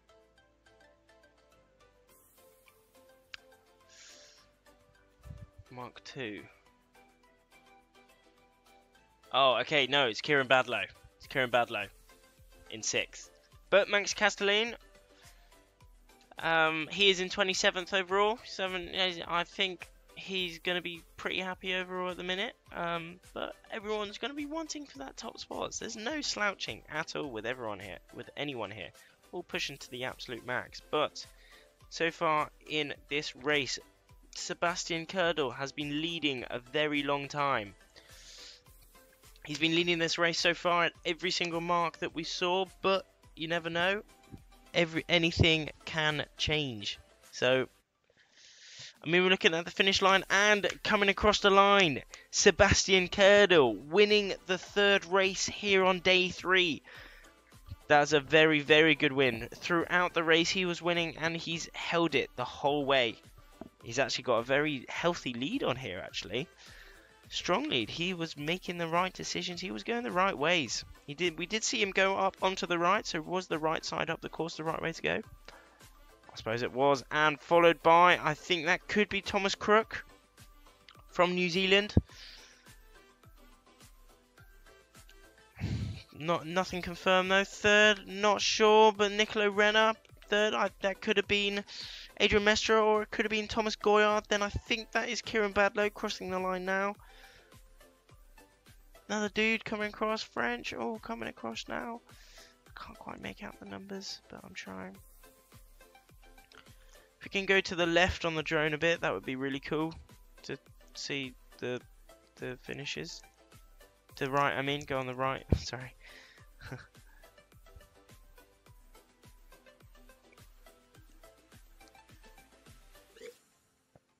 Goldfleet men now all coming across the line now. Leaders, Sebastian Kerdel did win that race. Not sure about the others, couldn't quite make out the numbers. But I'm sure there was definitely some of the French were up there. No doubt. Thomas Goyard had a very good race in this one.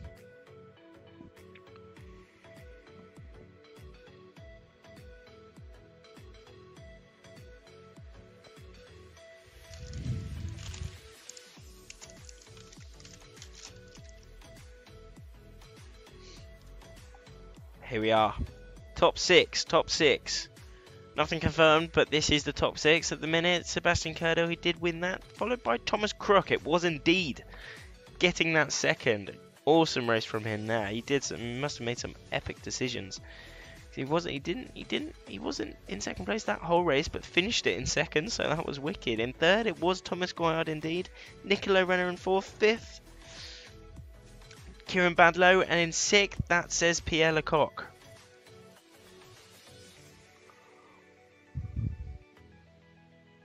Majority of the Goldfleet men now coming across the line. We can see panning out. This is a really good view, actually.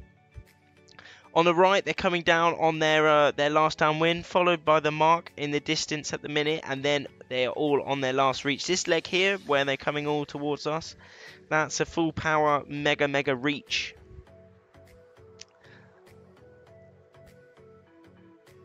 So it depends what they're going to be doing in this. We see on the right, if we can go to the right, like we can see on the right there, those two guys are absolutely battling it out. Positioning is key, but the guy below has just punched out in front. Italian dude just taking the win over that French guy.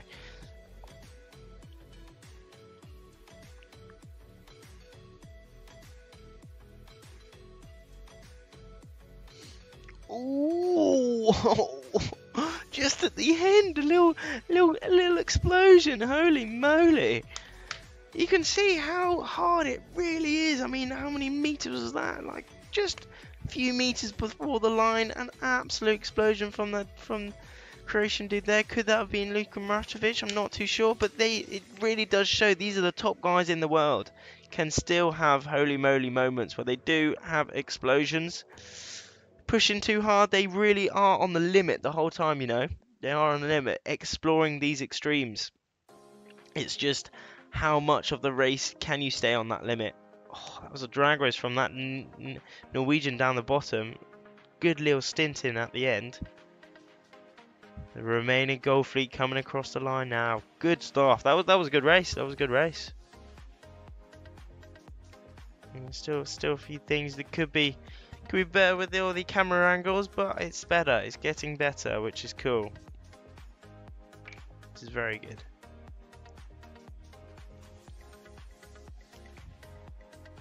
Hope all you dudes, hope everyone in the live stream at the minute is enjoying it. Let me know if you have any questions or anything. It's going really well at the minute. Oh, 176 of you. That's awesome. So cool. I hope you're all enjoying it. It's I'm enjoying it. I'm enjoying the racing here in Greece, here in Patras. It's going amazing. It's going amazing. Should you not be foiling? Rafferty, should be you not be foiling? I would love to be foiling myself. But I'm not actually IQ foiling anymore. I'm not competing on the IQ foil. I did it myself for 3 years. I did all the youth IQ foil and then did senior. I had the time of my life, you know. It is so fun, the senior IQ foil. Well, all IQ foil. The youth, I probably had the most fun on the youth for me. I absolutely loved it.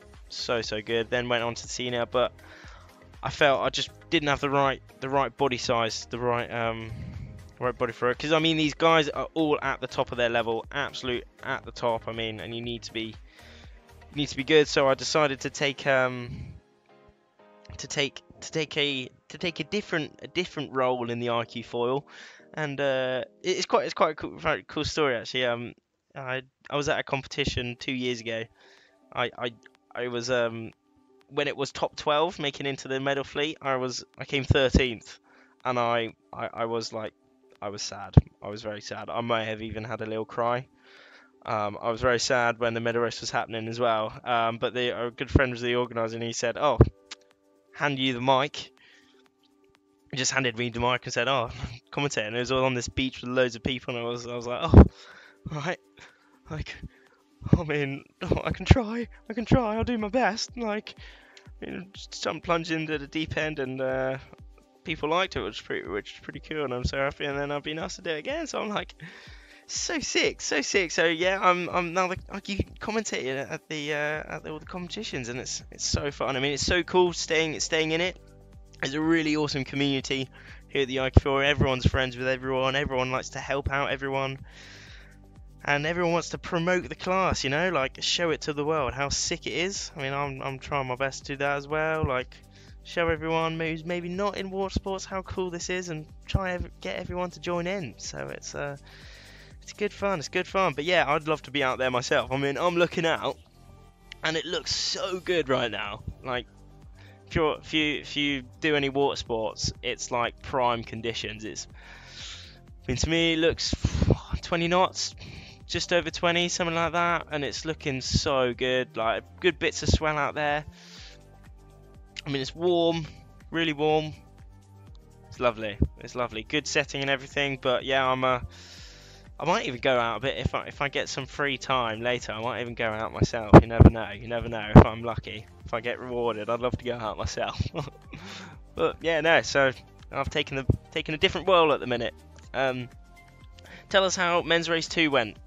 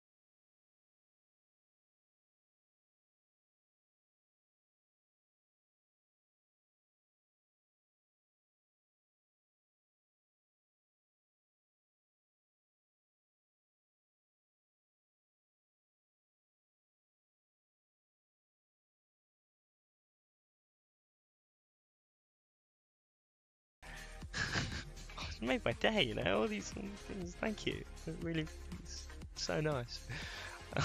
Thank you. Can we go back to the men's final race, please? Unfortunately, not. With this, with the guys doing the live stream at the minute, I'm not sure that we have replays. I don't think we do have replays at the minute. I think you can like if you go on the live stream you can like you go on the bar, the red bar that you can like change. You can change with that. If you slide it, you can change where the live stream is, at which point in the live stream it was. So you can go back like that. Yeah. Let me know if that works. Go Grayman, you. Go Gray Morris. Go Gray Morris. Yeah, I didn't say he won the race today. He won the second race for the men. Absolutely stormed it. But now we are concentrating on the women. Women's fourth and final race. They are now in the last minute. We saw some of the Pilar La Madrid doing extremely well today, along with Sarah Wenikaz. A lot of them really up there doing extremely well, but we're coming into this last few seconds of this countdown for the women's start. Jan Cantor is very much up there as well, leading into the third day, but we'll see Shahar Tibi also doing very well. Palmer Cargo was very much up there as well, and the Norwegian doing really well. Mina Mobek, along with her teammate, along with Israel Hella Oppadal, and they are away. Fourth and final race for the Gulf Fleet women is away. Yeah, big bunch up at that pin end actually. We can see them all cranking, putting in as much pumping as they can, working super hard just to really punch out, to get their clean lanes, to get the good wind and control the people around them. But we see at the bottom of our screen at the minute, can't quite make out, could be Emma, no, I don't think it is, but British having a very good start, rolling those three people there. Some of the people below, when they're being covered, they do tack out, just to make sure they can get the clean wind. I mean, with this start, we can see some people are getting covered, and we see one of the girls putting in a tack there. Why do they put in tacks there, I hear you ask?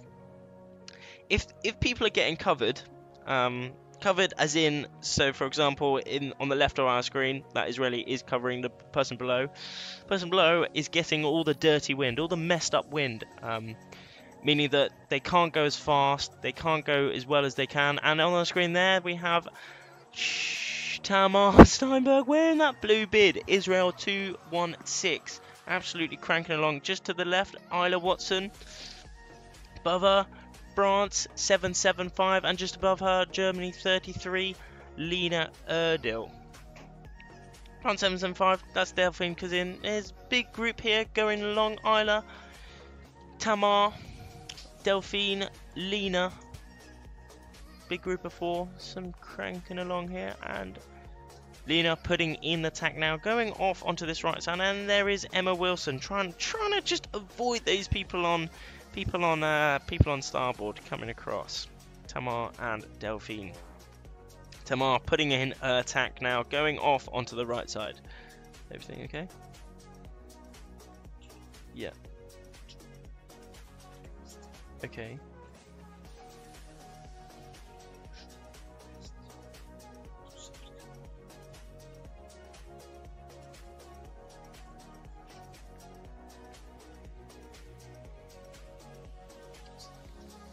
Okay. Yeah. Okay. Maybe at the end, maybe at the end, but let's concentrate on the race at the minute. Yeah.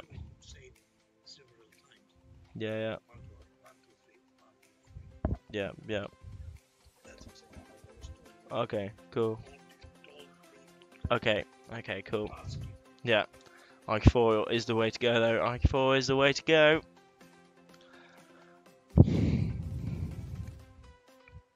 Cranking along now. The girls are making their way up to the upwind mark. All very close at the minute. The girls are doing the inner loop, remember. They are doing the inner loop, so they'll be going after their upwind, they'll be going straight downwind. They do their reach after their second upwind.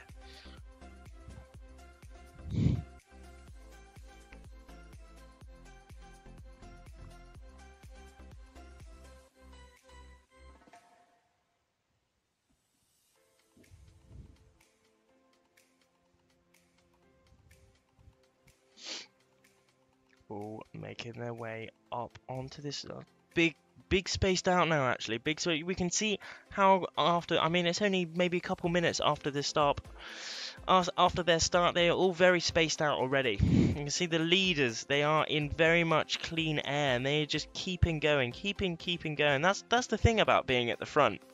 If you're able to go at the front, you can get in the clean air, and you can control the fleet, you can go exactly where you want, and you can always have that clean end. If you're further down, you're always kind of covered by a lot of people and slightly dirty air. This is why being at the front is so awesome, you know. But it makes being slightly behind extremely crucial to make the correct decisions, and this is where some of the best battles happen, you know. Slightly further back, all extremely close, making the right decisions, making the wrong decisions even. But it all makes for some insane racing. And crossing their upwind now is in first place. It's looking like the two Israelis leading, coming round this first mark. Looking like Sharon Cantor, our leader, is in first place. There, Israel 3, also Shahar at the front as well. Israel 2, 1, 6, Tamar also in amongst there. Netherlands 3, I'm pretty sure that is Lilian de Geus. In amongst everything there as well, doing extremely well, all of them. Then Isla Watson in there, in amongst the top as well. France 775, I'm pretty sure Helena Westmoreland, Pilar in there as well. But the majority of the fleet now coming round this top mark and razzing down straight downwind after this mark. Oh, we can see how close these ley lines really are. But we can see how in that slightly middle pack there, how close it all really is. Sometimes just board lengths, so anything can change. Spaniard 132, unfortunately having to make the double tack there. Nicole, you can see how hard mega is. Okay, here we are, Mark 1, Sharon Cantor was winning that, and her teammate Shahar Tibi just behind her, Israel 3. Top 3, all Israelis. Tamar Steinberg, who is currently in second place, going into day 3 in second place. In third, it was Lilian de Geus indeed. I did see that correctly. Netherlands 3, Isla Watson. France, Isla, the British 529, and in 6th it was Delphine Cousin. Yeah, no, okay. Off down onto their bottom reach. Could you explain how the gear works at the Olympics itself? Do competitors get new gear at random at the event, or do they bring their own? That is a extremely good question. I was wondering this as well, and I asked the people, and I got the perfect answer. I'll tell you in a sec. Just after this. Hang on. That's a very good question. A lot of them coming through the top group, coming through this bottom gate now. Looks as if those top 3 Israelis are still at the front. Shahar, Tamar, and also Sharon at the front there is looking like top 3 could possibly be, but remember they can go off onto the right side as well. But it looks like the majority are going off onto the left. These mark groundings extremely important, you know. There's V from New Zealand coming round that bottom mark now. Oh, look how close this all is. Mexico as well. All coming through. Palma Cargo is there. Mina Mobeck, I think, is in amongst their Chinese. All coming round this gate now. Hella Oppadell coming through up onto this upwind mark. Yeah, pretty awesome. But see, the majority have actually gone off onto this left side, which is interesting. But remember, the men and women are doing a different course. So maybe going out that gate, going up one side on the other course is better than the other side, if that makes sense. That bottom mark, it was still those top 3 Israelis leading this race, absolutely dominating so far. But we'll never know, it can all change. Sharon, Shahar and Tamar stood all in that top 3. Isla in 4th, Lillian de Gus, and also Delphine in that top 6. All coming across now. Yeah, a lot of the fleet are deciding to go in the middle of the channel, which is interesting actually, because we've seen in the past, we've seen some of them go off to the left, to the right towards the beach, but the majority have gone into the middle of the channel that we're racing at the minute. Maybe there's more wind in the middle there. But yeah, we'll see at the top. We'll see which way. Maybe those top 3 Israelis are still leading. But yeah, okay. About the gear at the Olympics. Basically, so what happens? Obviously, they need to make sure no one is cheating at all. So every rider is given 5 sets of equipment, 5 sets of complete. Well, this is what I'm not completely confirmed, but this is what I was told. Every rider is given 5 sets of equipment, complete sets, foil, board, sail, absolutely everything, and from that they can decide which set they want. They can pick and choose, maybe like one board from one, sail from the other. That way it's all supplied equipment and there can be no funny business going on, which is very interesting actually. Yeah, that's how that's done. Looking out now, this is this is the girls at the minute actually making out their way to this their upwind. This is the group on the right though actually, so it's a different to those top three coming across, but we'll see. I mean, we've definitely got, could that be Emma Wilson? I think it is. I can see yellow helmet. That is Emma Wilson coming across now. And could that be Sharon? Could that be Tamar? Oh, I mean, to me, that looks like she could have underlaid it slightly. Oh no, why has it gone black?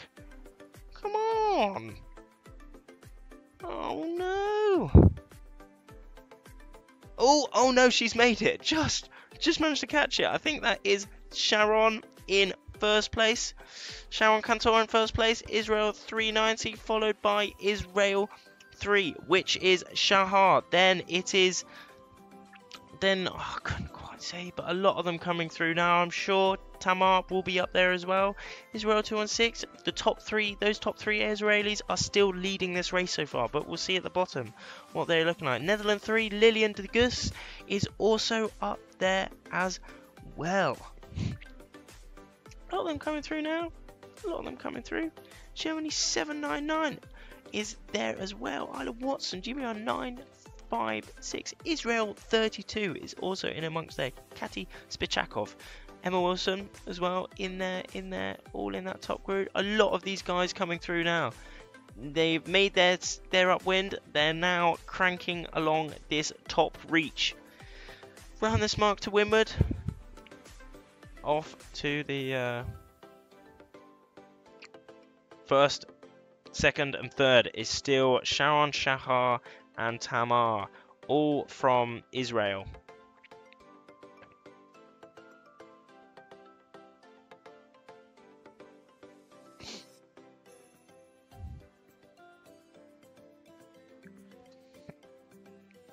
Majority of the fleet coming through now. I think, if I can see that rightly, Italy 1, maybe Georgia Speciale there, maybe Christina Pinosova, Czech there as well, British, can't make out the numbers, but all cranking down this reach, all absolutely cranking down on this reach. Still windy, still very much windy. I mean, I'm thinking over 20 knots out there, maybe 20 knots, something like that. High wind anyway. I mean, they're all taking different lines towards this reaching mark. Yeah, no, it has dropped a little bit, but they're all making their way down on this reaching mark. Yeah, it's interesting because here we can really see the positioning. I mean, it's not if everyone just went in a straight line, well, they just go in a straight line and there's not much. But everyone is taking different lines, meaning that it's positioning, you know? Like, can you go for speed and go a bit lower? Do you go above and go a bit higher? But yeah, we'll we're all saying. We're all saying.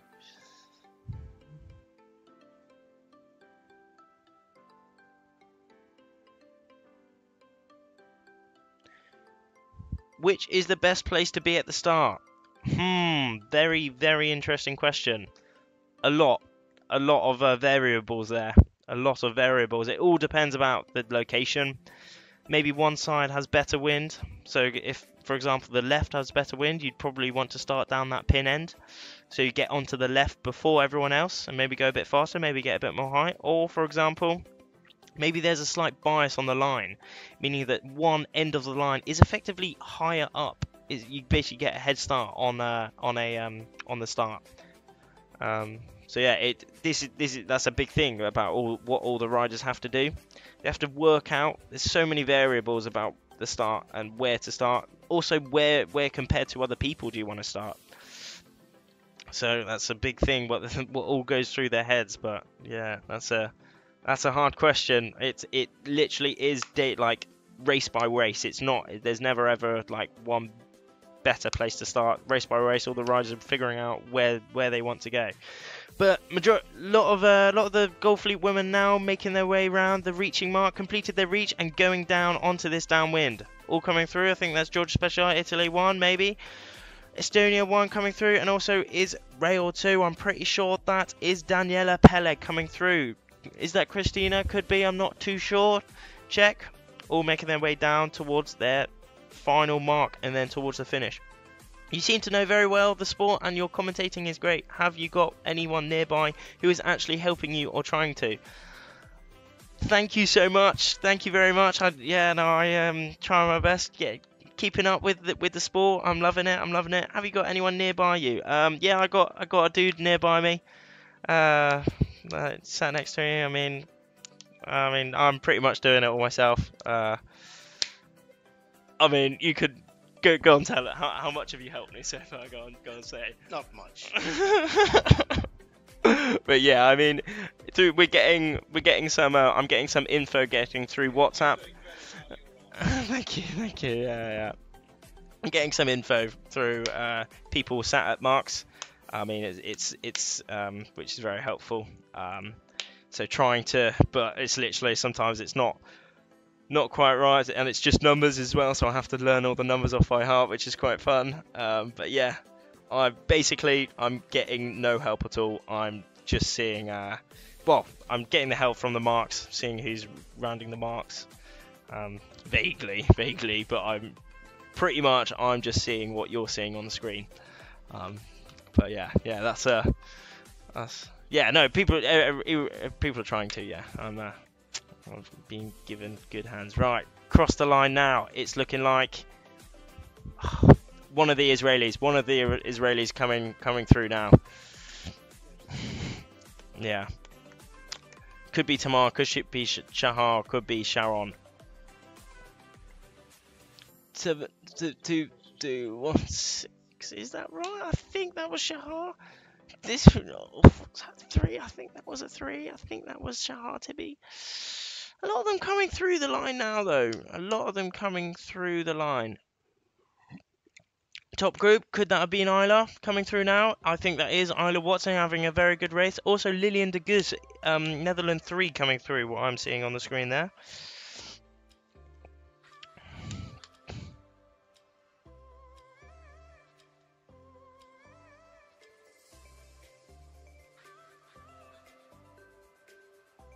Oh, the race is coming through now. Big stuff. Okay, there we are. So we saw all of those top 5 going, and then finishing off that top 6, it was Kati Spichakov. Looks like some people are timing the attack.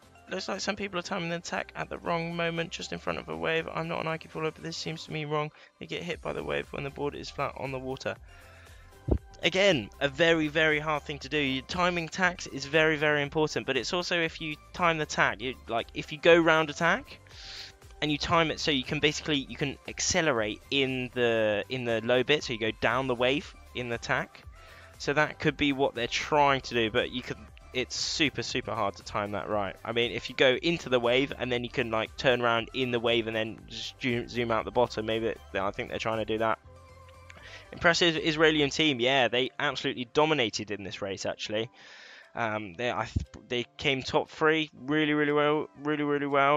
Shahar, Tamar, and Sharon. Oh, bit explosion off that line. What's that? I'm not sure, but yeah, all coming through the line now. 5 sets seem a lot. So 5 sets seem a lot fairer than 1 set. Yeah, no, I agree. Thanks for the info. Yeah, no, yeah, it makes it fair, I think, which is pretty good. One more question for today: are the riders to have a radio in the helm with them to communicate with the coach? No, they're not allowed to at all. I can't remember what the rule exactly states, but you're not allowed any like smartwatch or phone or radio or anything like that. I'm not too sure how that compares to other classes, if other classes are allowed radios and stuff with the coach. But I mean, they talk with the coach before and after the race in the boats. But yeah, not during the race,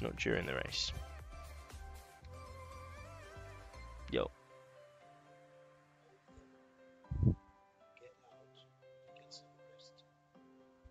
Yeah, they're done for the day. Well, the gold, I think they could be done for the day. Yeah. But silver, okay, that finishes off the I'm can't do men who go outer first. That completes the racing for the gold and silver fleet for today. Both races have done 4. No, both fleets have done 4 races. Both fleets have done 4 races, gold and silver. Been pretty good. Been again really quickly done. You know, absolutely banging it out. It's gone really, really well. Gold fleet, silver fleet coming up next. I'm not 100% sure if we'll be able to live stream. We saw what happened yesterday, but yeah, we'll stay there, keep watching, and we'll see what happens. But yeah, in that last race on the screen, we had those top 3 Israelis dominating in that race. In first, we had Sharon Cantor, our leader going into day 3. In second, we had Tamar, who was also in second going into day 3. In third, we had Shahar Tibi. Remember, Tamar is actually 16 years old. 16 years old and coming second in European Championships of the women is incredible. Absolutely awesome stuff. Yep, third followed by teammate Shahar. Then fourth, it was Isla Watson from Britain, Lilian Degus, Netherlands, and then followed by Kati Spichakov, Israel 32.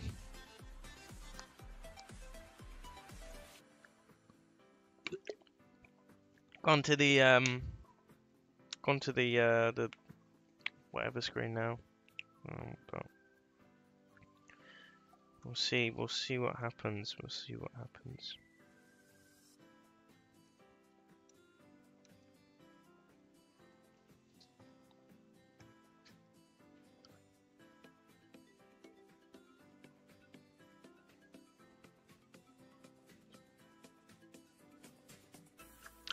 Stay tuned though. Stay tuned. I mean, I'm not. We will show 2 more races. Awesome.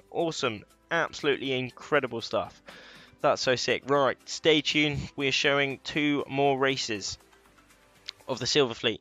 Gold Fleet have done 4 races each, women and men, and now the Silver.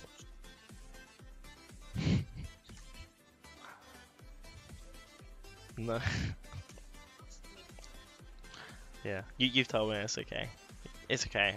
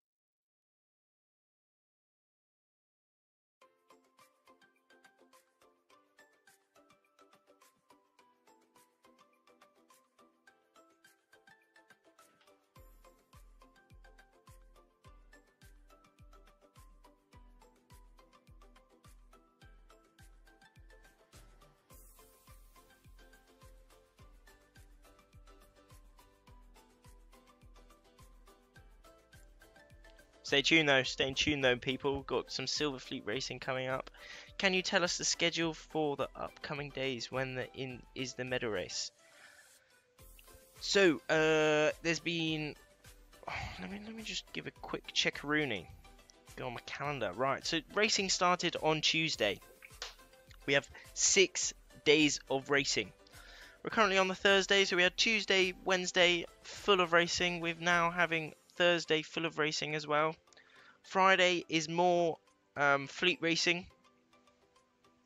Saturday, again, fleet racing, but the medal races is on the Sunday.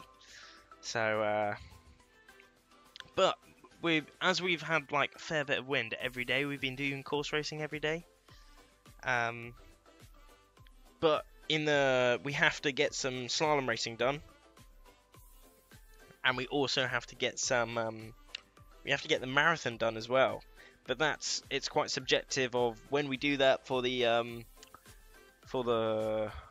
wind. You know, we planned to do the marathon today, but as it became rather fruity indeed, we decided to go with more course racing and then do the marathon slightly later in the week. But yeah, medal races is on the last day, is on the Sunday.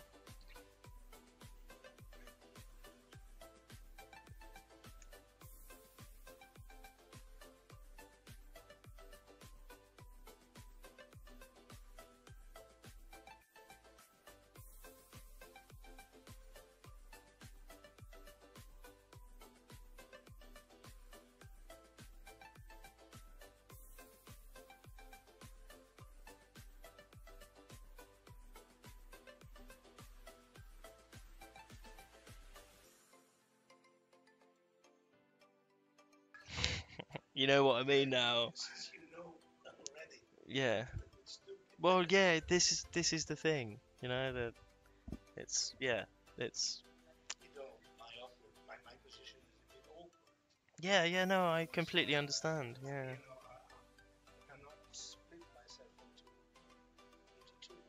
Yeah. No. But we all need to work together. That's the thing. Yeah. No, exactly. Yeah. No, and I'm very thankful for this. I got a little friend. Keeping me company.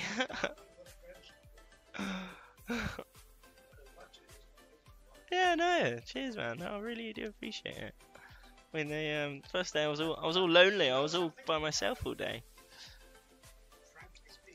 Yeah.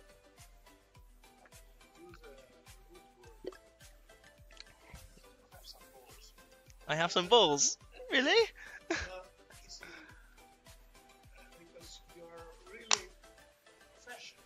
You think? Oh, thank you very much. Thank you. Yeah. Yeah. Yeah. No, I really am. I don't take this opportunity lightly. Yeah. Irrelevant whether it is just or not. Yeah. No. I understand. Yeah, for sure. Because maybe somebody else would have a different Yeah. class. Yeah. But anyway, regardless of that, you're taking it serious. Yeah. No.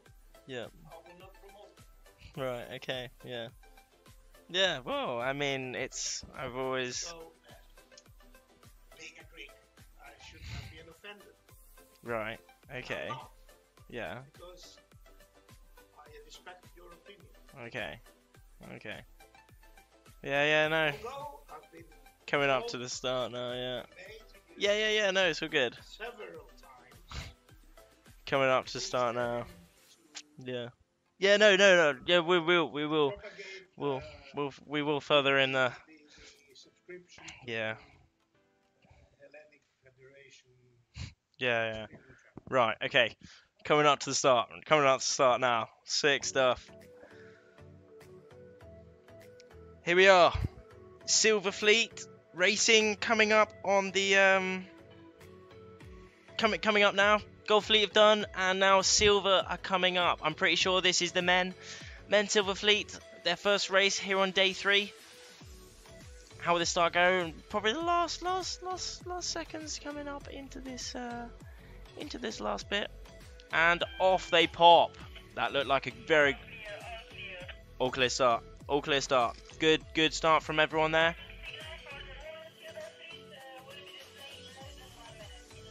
Awesome stuff. Right, okay.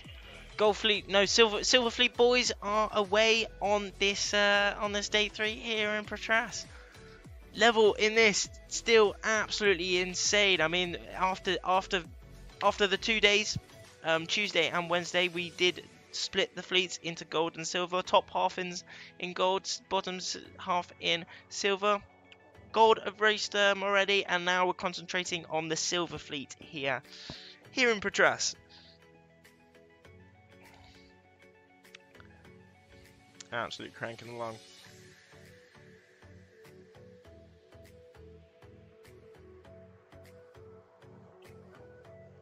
No, not at all. They're absolutely hooning along. Oh, that's cool position, isn't it? Yeah, you see some people that Norwegian dude in the middle, he's got a very different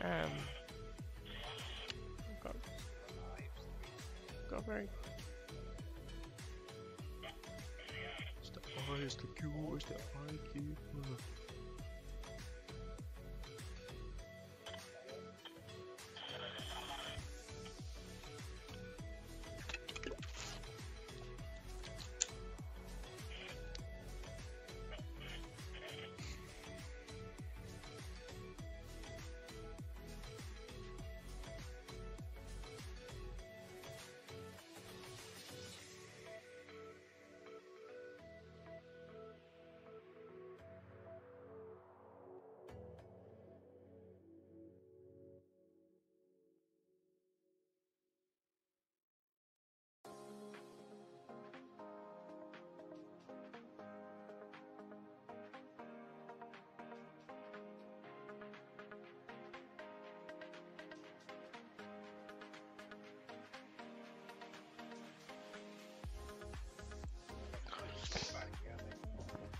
Making their way. Oh, okay, we have France 376 on our screens here. Just behind him, GBR 262.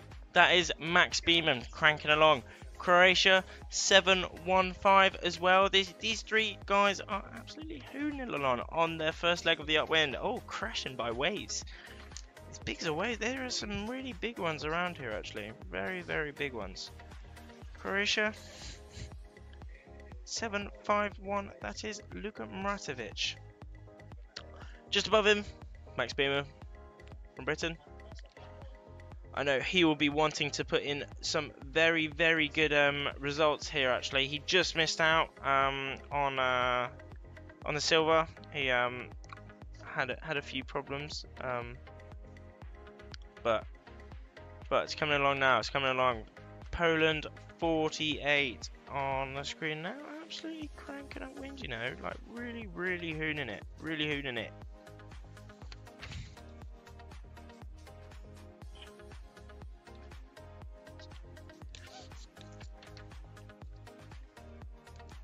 Oh, look at that! See that bird going along as well. Norway 4252, absolutely razzing up this. Music would be nice if there's only. Why the background music would be nice if there's only commentary. You think? I've been given. Yeah, I'm not too sure. I've just been given that. Why the background? Yeah, this is just what I've been given. So don't know if I can change.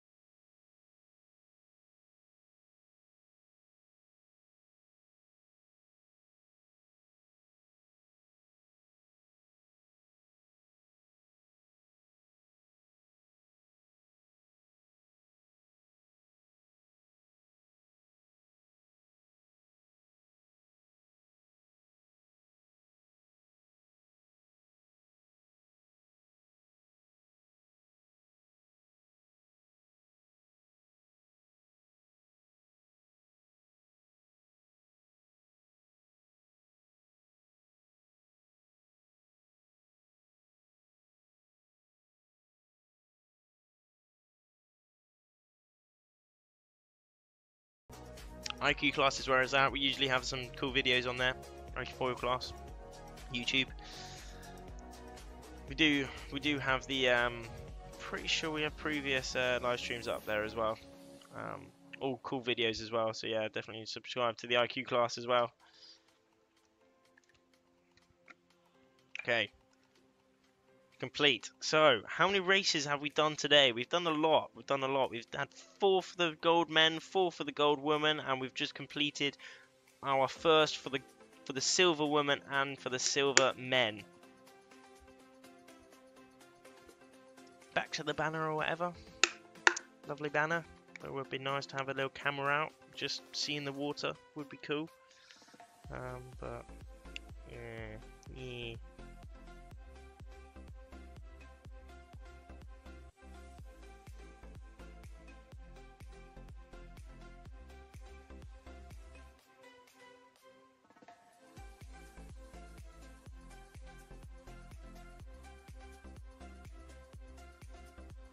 Right, I'm not 100% sure what's going on at the minute, but I'm pretty sure we're going to have one Silver Fleet race for the women, hopefully. I mean, that was the plan. I mean, I really want to do all of them, all of the racing today, but for some reason I don't want to. But yeah, no, it's all going good. We should have more action coming up very soon. Keep if you do have anything on your mind, anything, say, oh, I want to know that, want to know this, I'll if you put it in the comments, I'll do my very best to answer it. Yeah, now we're looking at the banner. Going well though, going well. Another good day so far. Another good day, very much so far. So yeah.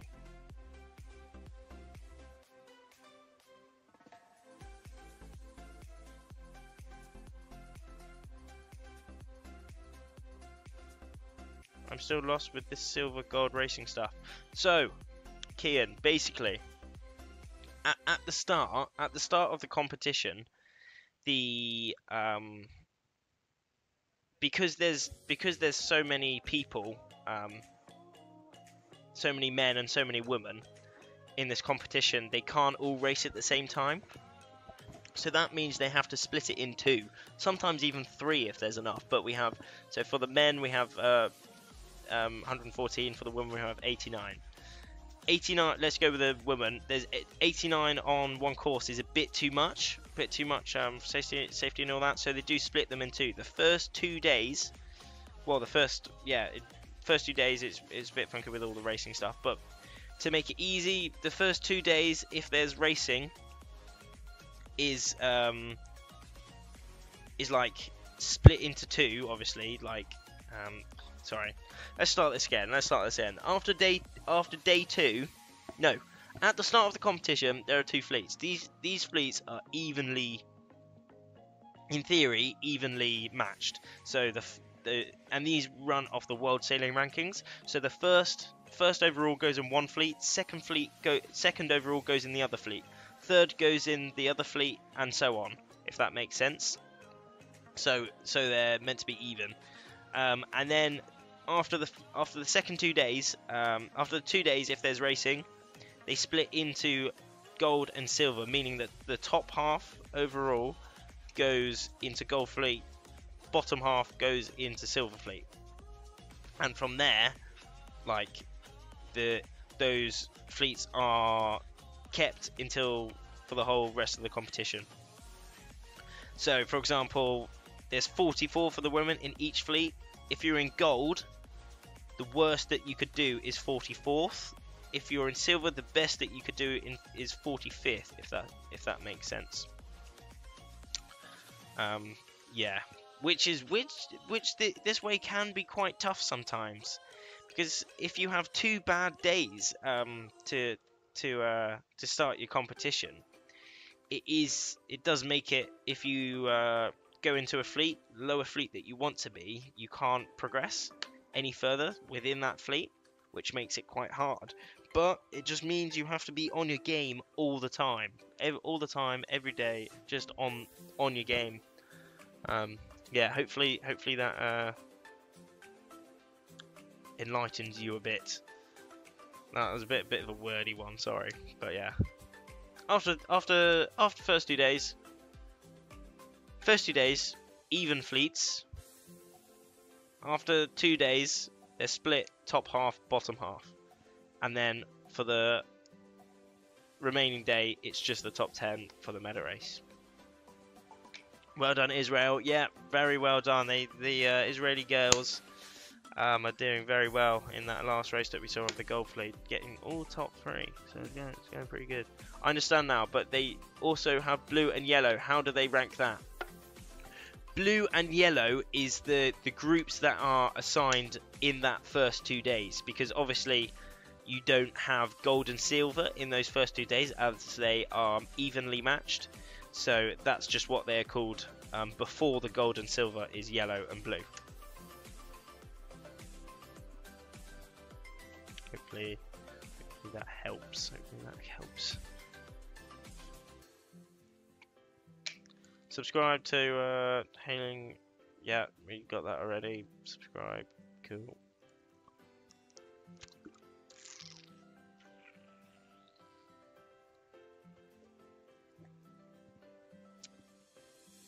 Aha. Yep. There we are. Thank you for the question. No, it's really good. It's really good. Maybe need to work on my explanations with it. Hopefully got it out.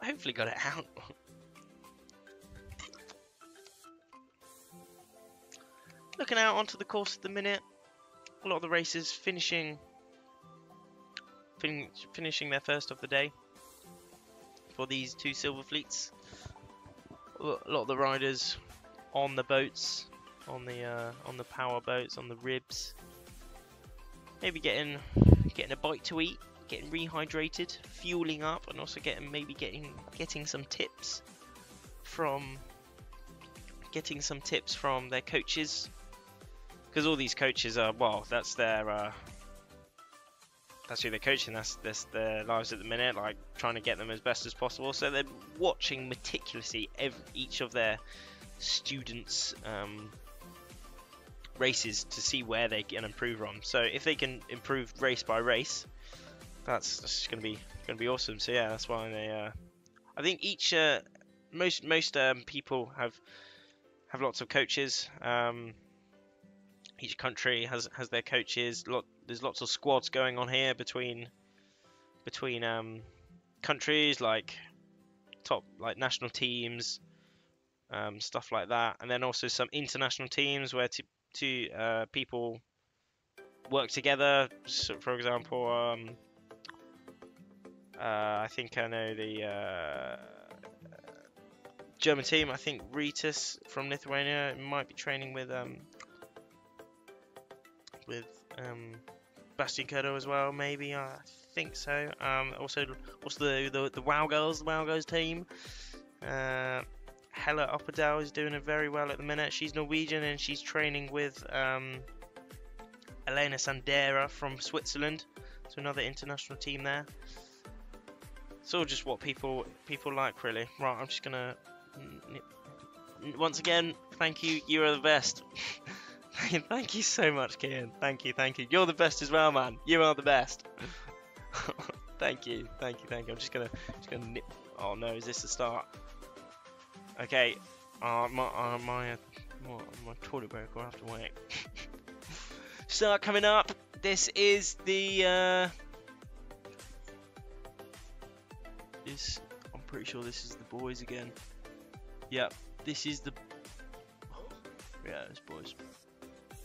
Yeah, boys. Okay, second race start coming up for the boys. Boys Gold Silver Fleet in day 3 here in Greece for the European Archifoil Championships. Yep, Sarah used to be in WoW as well, but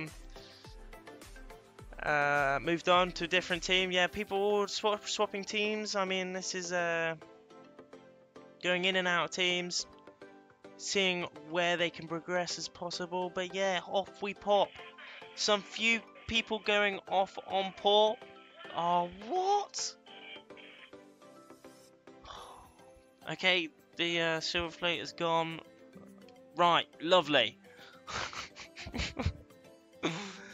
Silver Fleet boys heading off on their start. Their second race of the day. Looking around 20 knots, maybe just below 20 knots. All pumping out onto their first leg. Starboard start going off here actually. Starboard start, a lot of them pushing out onto the left side. Well, yeah, okay. Yeah, I think we're going to be following the women's Silver Fleet now though. That was just, but I'm just going to be back in a sec.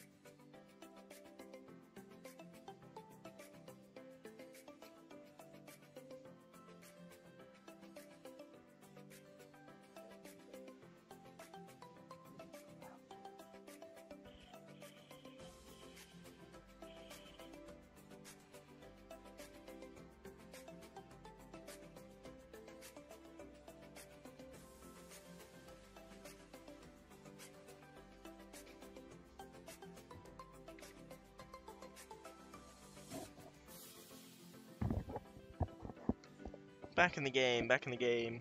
Just at the start, the subscribe notice, yeah. Not the best timed, was it? Not the best timed. Okay, back. Girls Fleet coming up. Girls Fleet Silver coming up. They're in their last 2 minutes, getting ready for this start. Their second start of day 3. Going extremely well. Yeah, it has toned down a bit, to be honest, with the wind. I mean, it's still big out there. Okay, black flag down. Last minute. Last minute coming up.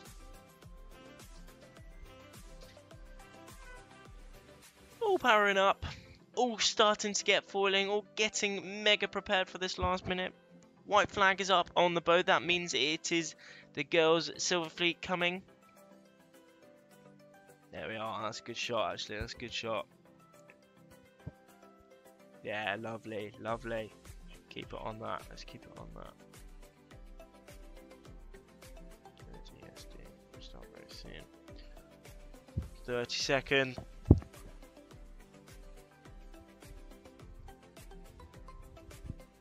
They still got a fair few meters coming towards start, but as soon as in that last few seconds, we're gonna see them all absolutely razz up, hook up super hard onto this upwind. Let's see, it's coming, and off we go, hooking up mega hard up onto this first upwind of their second race.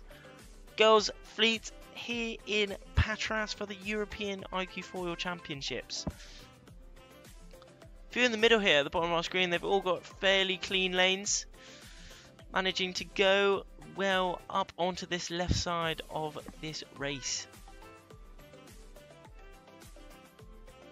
Positioning out over in front, it looks as if that girl in front is trying to overtake, and I think we may have lost some. Oh, and we're back, lovely. Oh, nice, nice. Oh, good bit of zoomage going on there. France 12 cranking along. I think she's going to try her hardest to overtake China. Although China is looking like she has the VMG. She's gone mega high. Just pinched out France 12 there. France 12. France 12. That's not France 12. Probably 19 actually. And bar. 19? Is it 19? There we are. Cyprus 1 also having a great start there. Turkey 5-5-7. That is Merv. Good start as well. España 3-4-5, putting in her tack to go up onto this left side, but Denmark is, oh, that's a good bit of racing there. España 5-1-3, also putting it in there. 5-1-3, that is Julia Gomez. Oh, good bit of racing there actually. See, Greek 139, and also that was Lucy. See, Greek 139, she had to back off a little bit because she wanted to put in her attack a little bit before. I think that was Lucy just above her, but Greece, no, the Greek girl is putting in because Estonia is pumping, is squeezing her out. I think a little bit there. That's Emma. That's Emma at the bottom of our screen now. Estonia. Emma Victoria Milend. 1-3-7. That's Danae. Danae on our screen at the minute. Danae Pontifex. I hope I've said that right, but that's Danae in on the screen at the minute. Going off onto the right side, onto that wind just after the start now. Cranking. She's cranking.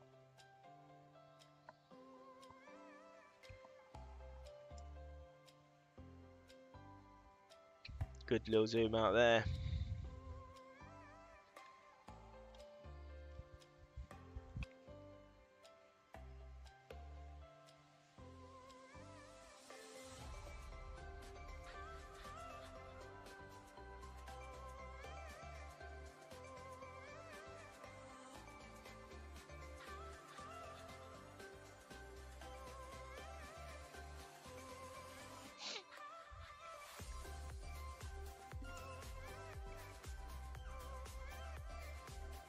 Good stuff.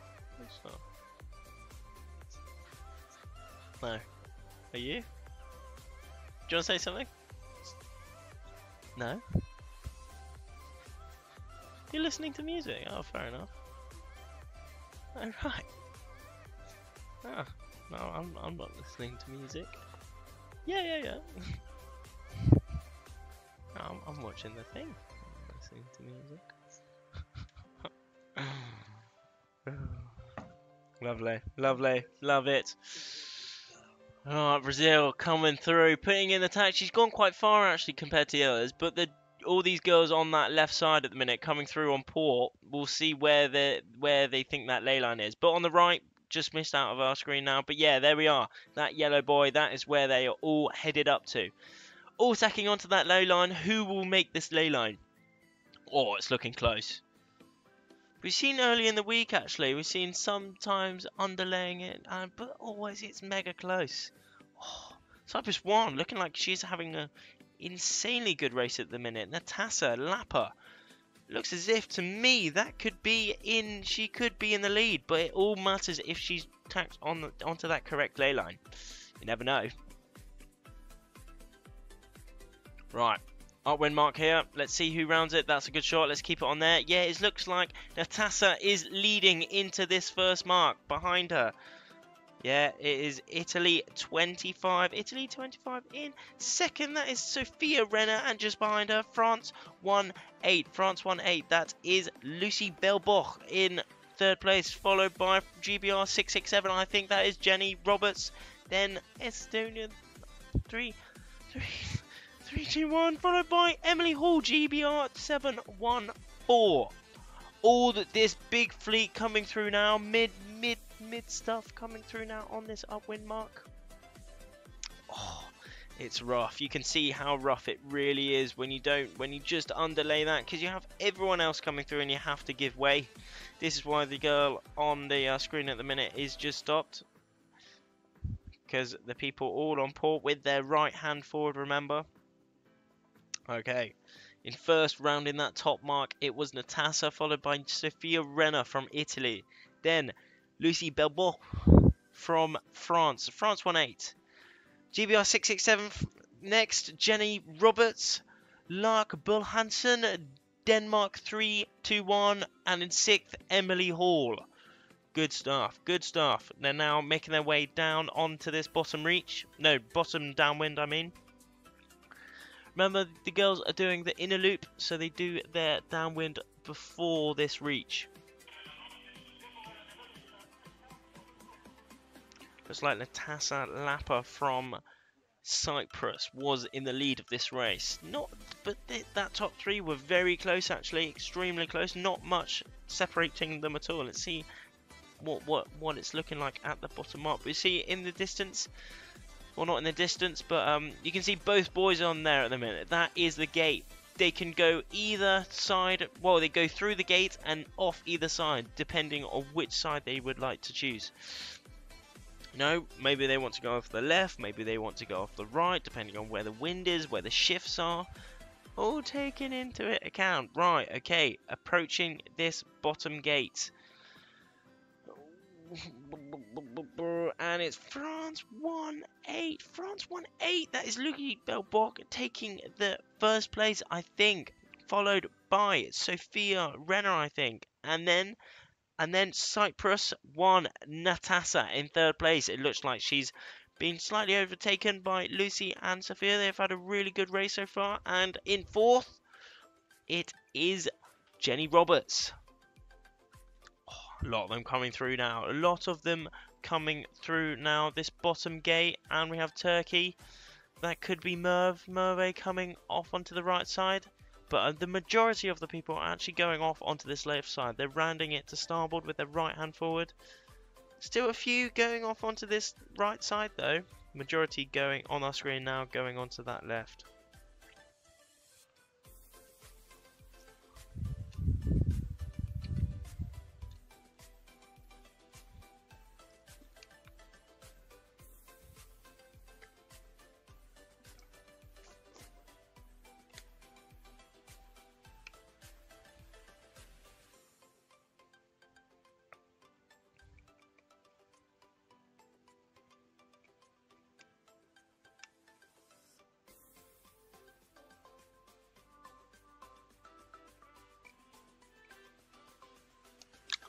At that mark, it was Lucy taking the... Oh, maybe...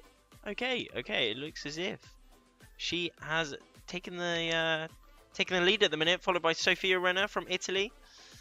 Then Natasa, she was leading at that top mark. Lost a little bit, but she's still in third place. She's still very much holding it. Can she get back that first? We will see. Followed by Jenny, then Lark from Denmark, then Emily Hall in 6th place. Two Brits doing very well at the top. That's a good shot. That's a good shot.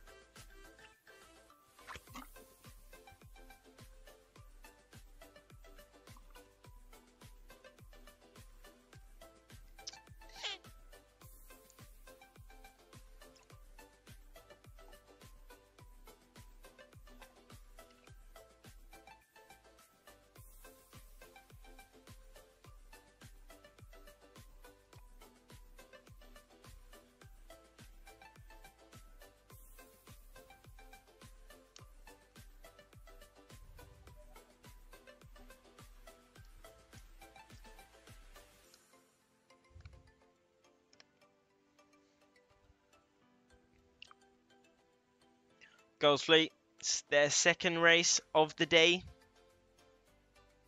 Making their way upwind. This is their final upwind. From here, they will round their upwind mark, go on the reach, downwind, and finish with the reach. Been going well so far today. We've had a lot of racing. We've had one course today. All racing on one course. Meaning that we had the gold fleets first, and now we are on the silvers.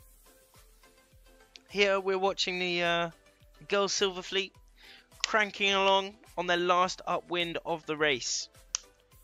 At that bottom mark, we did see Lucy Belboc in first place from France. Natasa Lapa was very much up there as well, and also I'm trying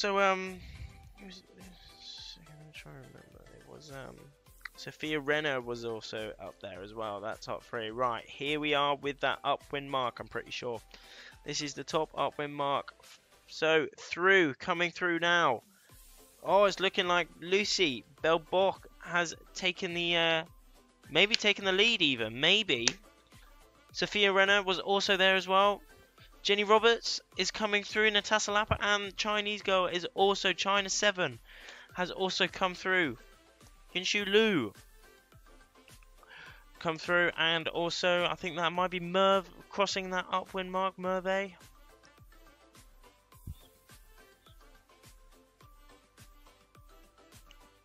Jenny Roberts still up there, and followed by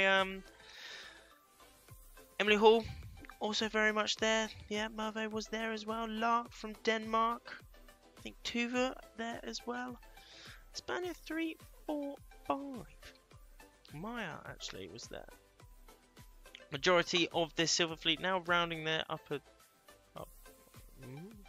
Not quite. Sophia Renner, I think, definitely was up there. Lucy Belbock was there as well in second place.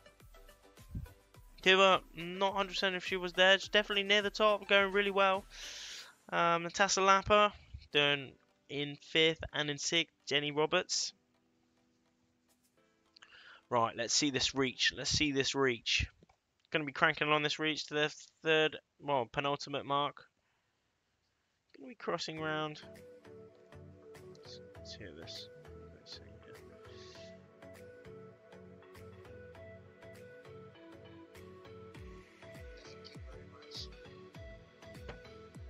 Good stuff, good stuff. Right, back on some racing if possible.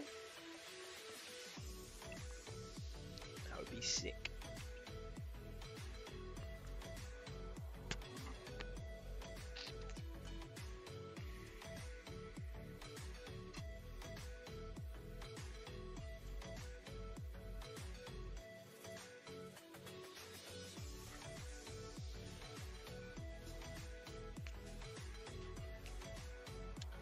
If we could go back to some racing, would be pretty cool. Pretty cool. We have seen the leaderboard. Okay, here we are. This is the upwind mark. We can see off in the distance a lot of that Silver Fleet for the girls. Their second race, making their way down to that like penultimate mark. From there, once crossed that mark, they'll be making their way downwind, crossing their last buoy to leeward, and finishing their last reach towards the finish line. Cruising.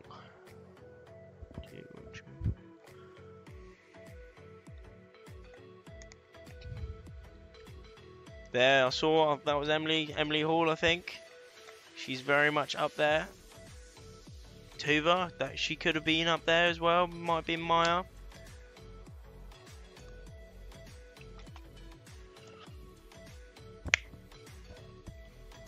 Oops, sorry. Oops.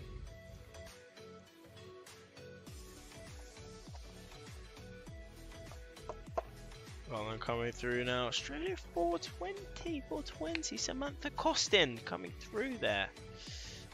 This is very much the top group. I see that might have been Jenny Roberts. Is that Merve coming through now? Italy 4 also coming through. Linda Oprani, Italy 4, having a good race at the minute. Chinese girl coming through. China 37. That is Zhenyan.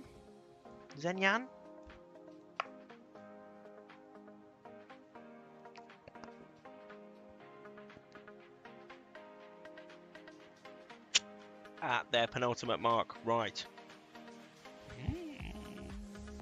Oh, snapped mast. Unfortunately, things can happen. That was a little snap mast there. But first, if that's correct, Tuva's having an absolute mega one, doing extremely well. And second, that was Sophia Renner, then Lucy Belborg, Quintin Lou, Natasha Lab, and Jenny Roberts, all there, right? Yeah, unfortunate bit of equipment damage there. Maybe had a big crash, but hopefully the guy in the water is okay. Hopefully he's okay.